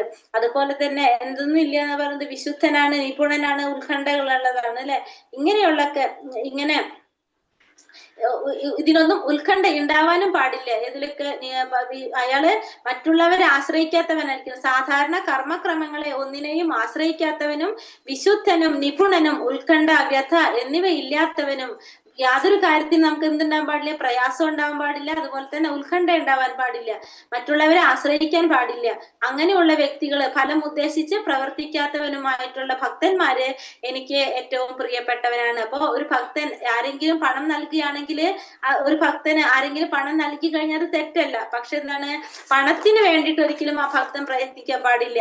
ഈശ്വരന്റെ കാരുണ്യം കൊണ്ട് അത് തന്നെ ലഭിക്കുകയാണെങ്കിൽ അത് പ്രയാസമില്ല. പക്ഷെ അതിന് വേണ്ടിയിട്ട് എന്ത് ചെയ്യാൻ പാടില്ല, പ്രയത്നിക്കാനായിട്ട് പാടില്ല ഒരു ഭക്തൻ. അതായത് ജോലി ചെയ്യുന്ന കാര്യമല്ല പറയണത്, നമ്മള് ഇപ്പൊ ഈ പറഞ്ഞ പോലെ തന്നെ നമ്മൾ ഈ ഭഗവത്ഗീത പോലുള്ള ഗ്രന്ഥങ്ങൾ പറഞ്ഞു കൊടുക്കുന്നുണ്ടാവും, അതിന് പൈസ മേടിക്കുന്നൊക്കെ ചെയ്യുന്നുണ്ടാവില്ല. അതൊക്കെ എന്താണ്, തെറ്റാണെന്നാണ് പറഞ്ഞത്. ഒരിക്കലും അങ്ങനെയൊന്നും നമ്മള് ചെയ്യാനായിട്ട് പാടില്ല. ഭക്തൻ പ്രഭാതത്തില് എന്ത് ചെയ്യണം, ഭക്തിയുടെ സേവനത്തിൽ ഏർപ്പെടാൻ വേണ്ടി എഴുന്നേൽക്കുക. ദിവസം തോറും 2 തവണയെങ്കിലും സ്നാനം ചെയ്ത് ആന്തരികമായിട്ടും ബാഹ്യമായിട്ടും എന്ത് ചെയ്യുക, വിശുദ്ധനാകുക. എല്ലാ പ്രവർത്തനങ്ങളും എന്ത് ചെയ്യണം, ഭഗവാന് വേണ്ടി സമർപ്പിച്ചുകൊണ്ട് ചെയ്യുക. അങ്ങനെയുള്ള ചെയ്യുന്ന ഭക്തൻ എന്താണ്, ഭഗവാന് ഏറ്റവും പ്രിയപ്പെട്ടവനാണ്. ഭഗവാന് വേണ്ടിയിട്ട് എന്ത് ക്ലേശങ്ങളും സഹിക്കാനും ഒരുങ്ങി നിൽക്കുന്നവരായിരിക്കും അവര്. അങ്ങനെയുള്ളവര് ഭഗവാന് ഏറ്റവും പ്രിയപ്പെട്ട ഒരു ഭക്തനാണെന്നാണ് പറയുന്നത്. അങ്ങനെയുള്ള ഭക്തന്മാര് ഭഗവാന് പ്രിയപ്പെട്ടവനാണ്. പിന്നെ ഇനി പറയുന്നുണ്ട്, ഇനി എന്താ പറയണത്, യോന ഹൃഷ്യതി ന ദ്വേഷ്ടി ന ശോചതി ന കാംക്ഷതി ശുഭാശുഭാ പരിത്യാഗി ഭക്തിമാന്യ സമേ പ്രിയഃ. യോന ഹൃഷ്യതി ന ദ്വേഷ്ടി ന ശോചതി ന കാംക്ഷതി ശുഭാശുഭാ പരിത്യാഗി ഭക്തിമാന്യ സമേ പ്രിയഃ. സന്തോഷിക്കുകയോ ദേഷിക്കുകയോ ദുഃഖിക്കുകയോ ആഗ്രഹിക്കുകയോ ചെയ്യാത്തവനും ശുഭങ്ങളെയും അശുഭങ്ങളെയും ത്യജിച്ചവനുമായ ഭക്തൻ എനിക്ക് അത്യന്തം പ്രിയപ്പെട്ടവനാണ്. സന്തോഷിക്കുകയോ ദേഷിക്കുകയോ ദുഃഖിക്കുകയോ ആഗ്രഹിക്കാതെ ചെയ്യാത്തവനും. അപ്പൊ സന്തോഷിക്കുന്നില്ല, ദേഷിക്കുന്നില്ല, ദുഃഖിക്കുന്നില്ല, ആഗ്രഹിക്കുന്നില്ല, അങ്ങനെ പിന്നെ ശുഭങ്ങളായാലും അശുഭങ്ങളായാലും ത്യജിച്ചവനുമായ ഭക്തൻ. അപ്പൊ ശുഭം വന്നാലും അശുഭങ്ങൾ വന്നാലും എന്തൊരു കാര്യം വന്നാലും അതിന്റെയൊക്കെ ഫലങ്ങള് ആഗ്രഹിക്കാത്തവൻ, ത്യജിച്ചവൻ ഭഗവാൻ ഏറ്റവും പ്രിയപ്പെട്ടവനാണെന്ന് പറയണം. അപ്പൊ എന്ത് തരത്തിലുള്ള ദുഃഖങ്ങൾ വന്നാലും അതിനെന്ത് ചെയ്യാണ്, അതിനോട് കൂടുതൽ എന്ത് കാണിക്കുന്നില്ല, ഉത്കണ്ഠകൾ കാണിക്കുന്നില്ല, അതിനെ കൂടുതൽ നമ്മൾ ചിന്തിക്കുന്നില്ല. ഗുണം വന്നാലും അതിനെ കുറിച്ചും അത് ആഗ്രഹിക്കാത്ത ചിന്തിക്കാത്ത വ്യക്തികൾ ഭഗവാൻ ഏറ്റവും പ്രിയപ്പെട്ടവനാണെന്ന് ഭഗവാൻ പറയണം. പ്രഹ്ലാദ് മഹാരാജാവ് അല്ലെ, കുട്ടിയായിരുന്നു പ്രഹ്ലാദ കുമാരനെ അച്ഛൻ പല രീതിയിലും ഉപദ്രവിച്ചു. പക്ഷെ എന്നിട്ടും ആ പ്രഹ്ലാദ കുമാരൻ ആ ഭക്തിയുടെ ഭഗവാനെ മാത്രം ആശ്രയിച്ചുകൊണ്ട് എന്താണ്, ഭഗവാനെ മാത്രം ചിന്തിച്ചുകൊണ്ടിരിക്കുകയാണ് ചെയ്തത്. ആ ഭഗവാൻ എന്നിട്ട് പ്രഹ്ലാദ കുമാരൻ എന്താ പറഞ്ഞത്, ഇത്രയും ഉപദ്രവിച്ച അച്ഛനെയും എന്ത് ചെയ്യണമെന്ന് പറഞ്ഞത്, അച്ഛനും മോക്ഷം കൊടുക്കണം എന്നാണ് ആര് ആവശ്യപ്പെട്ടത്, പ്രഹ്ലാദ കുമാരൻ പറഞ്ഞത്. ഒരു തരത്തിലുള്ള ഒരു വിദ്വേഷം ആരടുത്ത് തോന്നിയിട്ടുണ്ടായിരുന്നില്ല, അച്ഛന്റെ അടുത്ത് യാതൊരു തരത്തിലുള്ള ഒരു ദേഷ്യവും അതുണ്ടല്ല. അങ്ങനെയുള്ള ഭക്തന്മാര് ഭഗവാൻ ഏറ്റവും പ്രിയപ്പെട്ടതെന്ന് പറയാണ്. ഇനി അടുത്തതിൽ എന്താ പറയണത്, സമാശത്രൗച്ച മിത്രൈച്ച തഥാ മാനാപമാനയോഹോ ശീതോഷ്ണ സുഖ ദുഃഖേഷു സമാസംകാ വിവർജിതഃ. സമാശത്രൗച്ച മിത്രേച്ച തഥാ മാനാപമാനയോഹ ശീതോഷ്ണ സുഖ ദുഃഖേഷു സമാസംകാ വിവർജിതഃ. തുല്യനിന്ദാസ്തുതിർമൗനി സന്തുഷ്ടോ യേന കേനചിത് അനീകേതാ സ്ഥിരമതിർ ഭക്തിമാൻ മേ പ്രിയോ നരഃ. തുല്യനിന്ദാസ്തുതിർമൗനി സന്തുഷ്ടോ യേന കേനചിത് അനീകേതാ സ്ഥിരമതിർ ഭക്തിമാൻ മേ പ്രിയോ നരഃ. ശത്രുക്കളിലും മിത്രങ്ങളിലും സമഭാവനയോടെ മാനാപമാനങ്ങൾ, ശീതോഷ്ണങ്ങൾ, സുഖദുഃഖങ്ങൾ, ആദരവും അനാദരവും, യശസ്, ദുഷ്കീർത്തി എന്നീ ദ്വന്ദ്ങ്ങളെ ഒരേ വിധം കൈക്കൊണ്ട് അസത് സംഘത്തിൽ നിന്ന് എല്ലായ്പ്പോഴും മുക്തനും മൗനിയും ജ്ഞാനത്തിൽ ഉറച്ചവനും സദാ സംതൃപ്തനുമായി ഗാർഹിക ബോധം ഉപേക്ഷിച്ച് ഭക്തിയുടെ സേവനത്തിൽ ഏർപ്പെട്ടിരിക്കുന്ന ഭക്തൻ എനിക്ക് ഏറ്റവും പ്രിയപ്പെട്ടവനാണ്. അപ്പൊ ശത്രുക്കളിലും മിത്രങ്ങളിലും സമഭാവനയോടെ, പിന്നെ മാനവും അപമാനവും, ശീതവും ഉഷ്ണവും, സുഖവും ദുഃഖവും, ആദരവും അനാദരവും, യശസ്സും ദുഷ്കീർത്തി എന്നീ ദ്വന്ദ്ങ്ങളെ ഒരേ വിധം കൈക്കൊണ്ട്, ഇതൊക്കെ ഒരേ വിധത്തിൽ ഇതിൽ ഏത് സംഭവിച്ചാലും എന്താണ്, ഒരേ ഭാവത്തോടെ ഒരേ മനോഭാവത്തോടെ കൈക്കൊള്ളുന്ന വ്യക്തി. പിന്നെ അസത് സംഘത്തിൽ നിന്ന് എല്ലായ്പ്പോഴും മുക്തൻ, ആ അസത് സംഘങ്ങളിൽ നിന്ന് മുക്തനായിട്ടുള്ളവനും, പിന്നെ മൗനിയും ജ്ഞാനത്തിൽ ഉറച്ചവനും സദാ സംതൃപ്തനുമായി, പിന്നെ ഗാർഹിക മോദം ഉപേക്ഷിച്ച് ഭക്തിയുടെ സേവനത്തിൽ ഏർപ്പെട്ടിരിക്കുന്ന ഭക്തൻ എനിക്ക് ഏറ്റവും പ്രിയപ്പെട്ടവനാണെന്ന് ഇവിടെ ആര് പറയാണ്, ഇവിടെ ഭഗവാൻ പറയാണ്. അപ്പൊ ഭഗവാൻ പറയുന്നത് എന്താണ്, ഒരു അൾട്ടിമേറ്റ് ഭഗവാൻ ഭഗവാൻ പറയണതാണ്, എന്തൊരു പ്രവൃത്തിയും ഭഗവാൻ അർപ്പിച്ചുകൊണ്ട് ചെയ്യുക, ഭഗവാനെ മറക്കാതെ ചെയ്യുക. അങ്ങനെ ചെയ്യുന്ന ഭക്തന്മാര് ഭഗവാൻ ഏറ്റവും പ്രിയപ്പെട്ടതാണെന്ന് ഭഗവാനോട് പറയുന്നത്. ये तु धर्म्यामृतमिदं यथोक्तं परिव्यासते श्रद्धाना मत्परमा भक्तास्तेतीव मे प्रियः। ये तु धर्म्यामृतं यथोक्तं परिपासते श्रद्धाना मत्परमा ഭക്താസ്തേതീവ മേ പ്രിയഃ. നാശരഹിതമായി ഈ ഭക്തിയുടെ സേവന മാർഗം പിന്തുടർന്ന് എന്നെ പരമലക്ഷ്യമാക്കിക്കൊണ്ട് വിശ്വാസത്തോടെ കൂടി പൂർണ്ണമായും എന്നിൽ മുഴുകുന്നവർ എനിക്ക് ഏറ്റവും പ്രിയപ്പെട്ടവരാണ്. അപ്പൊ നാശരഹിതമായ ഈ ഭക്തിയുടെ സേവന മാർഗം പിന്തുടർന്നുകൊണ്ട്, ഏതാണ് നാശരഹിതമായിട്ടുള്ള ഭക്തിയുടെ സേവന മാർഗം? ഭക്തിയുടെ ഭഗവത് സേവനം അല്ലെ. എന്നെ പരമലക്ഷ്യമാക്കിക്കൊണ്ട് വിശ്വാസത്തോടെ പൂർണ്ണമായും എന്നിൽ മുഴുകുന്നവർ, ഭഗവാനെ പരമലക്ഷ്യമാക്കിക്കൊണ്ട് പൂർണ്ണമായിട്ടും ഭഗവാനിൽ മുഴുകുന്നവർ എനിക്ക് ഏറ്റവും പ്രിയപ്പെട്ടവരാണ്. അപ്പൊ അങ്ങനെയുള്ളവര് ഭഗവാൻ ഏറ്റവും പ്രിയപ്പെട്ടവരാണെന്ന് പറയുന്നത്. എങ്ങനെയാണ്? നാശരഹിതമായ ഈ ഭക്തിയുടെ സേവന മാർഗം പിന്തുടർന്ന് എന്നെ പരമലക്ഷ്യമാക്കിക്കൊണ്ട് വിശ്വാസത്തോടെ ഭഗവാനെ പരമലക്ഷ്യാക്ക, വിശ്വാസത്തോടെ അത് പൂർണ്ണമായും മുഴുകുന്നവര്, ഇതിൽ തന്നെ മുഴുകുന്നവര് ഭഗവാൻ ഏറ്റവും പ്രിയപ്പെട്ടവരാണെന്ന് പറയണം. അപ്പൊ ഈ അധ്യായത്തില് അർജുനൻ ചോദിക്കുന്ന ചോദ്യത്തിലൂടെയാണ് ഈ അധ്യായം തുടങ്ങുന്നത്. എന്താണ് ചോദിച്ചത്? അവ്യക്തിഗത ബ്രഹ്മത്തെ ആശ്രയിക്കുന്നവരാണോ, ഭഗവാന്റെ ഭക്തിയുടെ സേവനം ചെയ്യുന്നവരാണോ, ആരാണ് കൂടുതൽ പരിപൂർണതയുള്ളവര് എന്നൊരു ചോദ്യമാണ് ഇവിടെ അർജുനൻ ചോദിച്ചത്. അതിനാണ് ഭഗവാൻ ഈ കാര്യങ്ങളൊക്കെ പറഞ്ഞു കൊടുത്തത്. അപ്പൊ ആ വ്യക്തിഗത ബ്രഹ്മത്തെക്കാൾ ഭഗവാന്റെ വ്യക്തിരൂപത്തെ ആരാധിക്കുന്നവരാണ് പരിപൂർണത നേടാനായിട്ട് എളുപ്പം സാധിക്കാന്ന് പറഞ്ഞു. പക്ഷെ മറ്റുള്ളവർക്കും സാധിക്കും, പക്ഷെ അതിനെന്താണ് കുറെ സമയം എടുക്കും എന്ന് പറഞ്ഞതും അവരും ലാസ്റ്റ് ഭഗവാനിൽ തന്നെ എത്തും, പക്ഷെ അതിന് കുറെ സമയം എടുക്കും എന്നുള്ള പറഞ്ഞു. പിന്നെ ഭക്തിയിലൂടെ നമുക്ക് എങ്ങനെയാണ് മുന്നേറാൻ സാധിക്കുന്നത്, എങ്ങനെയൊക്കെയാണ് നമുക്ക് ഭഗവാനെ പ്രാപിക്കാനായിട്ട് സാധിക്കുക എന്നൊക്കെ, പിന്നെ ഒരു ഭക്തന്റെ ക്വാളിറ്റീസ്, അതൊക്കെയാണ് ഭഗവാൻ നമുക്ക് ഈ അധ്യായത്തില് നമുക്ക് പറഞ്ഞു തന്നത്. ഹരേ കൃഷ്ണ കൃഷ്ണ കൃഷ്ണ ഹരേ ഹരേ, ഹരേ രാമ രാമ രാമ ഹരേ ഹരേ. വഞ്ചാകൽപതരൂപേശ്ച കൃപാ സിന്ധോഭ്യവച പതിതാനാം പാവനേഭ്യോ വൈഷ്ണവേഭ്യോ നമോ നമഃ. അനന്തകോടി വൈഷ്ണവൃന്ദിക്ക് ജയ്, ശ്രീല പ്രഭുപാദിക്ക് ജയ്, ശ്രീല ഗുരുദേവ്ക്ക് ജയ്, നിതായ് ഗൗരബ്രഹ്മാനന്ദേ ഹരി ഹരി ബോൾ. ഹരേ കൃഷ്ണ. എല്ലാവർക്കും നന്ദി. ഹരേ കൃഷ്ണ. ഹരേ കൃഷ്ണ. ഹരേ കൃഷ്ണ മാധുപ്രഭുജി. ഹരേ കൃഷ്ണ. എല്ലാവർക്കും പ്രണാമം. അപ്പൊ ഇന്നത്തെ ചോദ്യം നമുക്ക് ഹരേ കൃഷ്ണ. ഇന്നത്തെ ഹരേ കൃഷ്ണ ചോദ്യം ചോദിക്കട്ടെ. ഭഗവാന്റെ അഭിപ്രായത്തിൽ കൂടുതൽ പരിപൂർണതയുള്ളവർ ആരാണ്? എന്റെ വ്യക്തിരൂപത്തിൽ ദൃഢവിശ്വാസത്തോടെ കൂടി എപ്പോഴും ഭക്തിയുത സേവനത്തിൽ ആരാധനയിൽ മുഴുകിയിരിക്കുന്നു. ഭഗവാനെ ഭക്തിയുത സേവനത്തിൽ ആരാധിക്കുന്ന ഒരു വ്യക്തി രൂപത്തിൽ അല്ലെ. ഭക്തിയോഗവും ജ്ഞാനയോഗവും തമ്മിലുള്ള വ്യത്യാസം എന്താണ്? നേരിട്ട് ഭഗവത് ഇതിലാണ് ഭക്തിയോഗം എന്ന് പറയുന്നത്. നേരിട്ട് ഭഗവാന്റെ സേവനം ചെയ്യാണ് ഭക്തിയോഗത്തിലൂടെ. പിന്നെ ജ്ഞാനയോഗാണെങ്കിലോ ആ വ്യക്തി ബ്രഹ്മത്തെ ആരാധിച്ച് ആ ജ്ഞാനം നേടിയതിനു ശേഷമാണ് പിന്നെ അവർ പതുക്കെ അവിടേക്ക് എത്തുന്നത്. അപ്പൊ അതിന് സമയം കുറെ എടുക്കുന്നതാണ് അല്ലെ. അപ്പൊ ഡയറക്റ്റ് അല്ല, അത് ഭക്തിയുടെ സേവനം പോലെയല്ല. അതുകൊണ്ടാണ് ജ്ഞാനയോഗം വ്യത്യാസം വരുന്നത്. പിന്നെ അർച്ചാവിഗ്രഹത്തിനെ പറ്റി പ്രഭുപാദർ പറഞ്ഞിരിക്കുന്നത് എങ്ങനെയാണ്? അർച്ചാവിഗ്രഹം എന്ന് വെച്ചാൽ എന്താണ്? ഭഗവാന്റെ പ്രതിനിധിയാണ്. നമ്മളെ ഈ ലോകത്തില് നമുക്ക് കാണാൻ സാധിക്കുന്ന വിധത്തിൽ നമ്മൾ പറഞ്ഞു, ഭഗവാനെ ദർശിക്കാനായിട്ട് നമുക്ക് സാധാരണക്കാർക്ക് സാധിക്കില്ല എന്ന് പറഞ്ഞു അല്ലെ. അപ്പൊ നമ്മുടെ ഇന്ദ്രിയങ്ങൾക്ക് കാണാൻ സാധിക്കുന്ന വിധത്തില് ആണ് എന്ത് അർച്ചാവിഗ്രഹങ്ങളുള്ളത്. ഭൗതിക ലോകത്തിൽ കാണുന്ന അർച്ചാവിഗ്രഹങ്ങള് ഭഗവാനെ നമുക്ക് അർച്ചാവിഗ്രഹത്തിലൂടെയാണ് നമുക്ക് ദർശിക്കാനായിട്ട് സാധിക്കുന്നത്. അതിന് പ്രഭുപാദർ പറഞ്ഞൊരു ഉദാഹരണം പറഞ്ഞിരിക്കുന്നത് എന്താണ്? പോസ്റ്റ് ബോക്സിനെ കുറിച്ചാണ് പറഞ്ഞിട്ടുണ്ടായിരുന്നത് അല്ലെ. ക്ലിയർ ആയില്ലേ അത്? 8 മുതൽ 12 വരെയുള്ള ശ്ലോകത്തിൽ ഭഗവാൻ എന്തിനെ കുറിച്ചാ പറഞ്ഞത്? ഭഗവാനെ മനസ്സിൽ ഉറപ്പിച്ച് ബുദ്ധിയെ ഭഗവാൻ എങ്ങനെ ഹരേ കൃഷ്ണ നാമം ബുദ്ധിയെ വ്യാപിക്കുക. അതിൽ നിനക്ക് മനസ്സുറപ്പിച്ച് നിർത്താൻ കഴിയില്ലെങ്കിൽ ഭക്തിത യോഗത്തിൽ നിബന്ധനകൾ പാലിച്ചും അനുഷ്ഠിച്ചും എന്നെ പ്രാപിക്കുക. അതെ, അതും പറ്റില്ലെങ്കിലോ? ഭക്തിയോഗത്തിലൂടെ നിബന്ധനകൾ പ്രാപിക്കാൻ കഴിയില്ലെങ്കിൽ എനിക്കായി പ്രവർത്തിക്കാൻ ശ്രമിക്കുക. എന്നെക്കുറിച്ചുള്ള ബോധത്തോടു കൂടി പ്രവർത്തിക്കാൻ നിനക്ക് കഴിയില്ലെങ്കിൽ സർവ്വ കർമ്മങ്ങളും ത്യജിച്ച് ആത്മസ്ഥിതനായി തീരാൻ ശ്രമിക്കുക. അതെ, അതും സാധിച്ചില്ലെങ്കിൽ എന്താ പറഞ്ഞത്? ആ കർമ്മം സാധ്യമല്ലെങ്കിൽ ജ്ഞാനോർജനത്തിന് ശ്രമിക്കുക. മനസ്സിനെ നിരന്തരം മറ്റു വിഷയങ്ങളിൽ നിന്ന് പിന്തിരിപ്പിച്ച് ഈശ്വരനിൽ ഉറപ്പിക്കുന്ന അഭ്യാസമാണ് അഭ്യാസിക്കുക. മനസ്സിലായി. നേടാനായിട്ട് ശ്രമിക്കുക. അപ്പൊ അങ്ങനെ പറഞ്ഞതിൽ 8 മുതൽ 12 വരെ. അപ്പൊ നമുക്ക് ഭഗവാനെ എങ്ങനെ പ്രാപിക്കുക എന്നുള്ളതാണ് ഈ ഭക്തിയോഗത്തിൽ, ഈ ശ്ലോകത്തിൽ ഭഗവാൻ നമുക്ക് പറഞ്ഞു തന്നത്. വളരെ പ്രധാനപ്പെട്ട ഒരു അധ്യായമായിട്ടത്.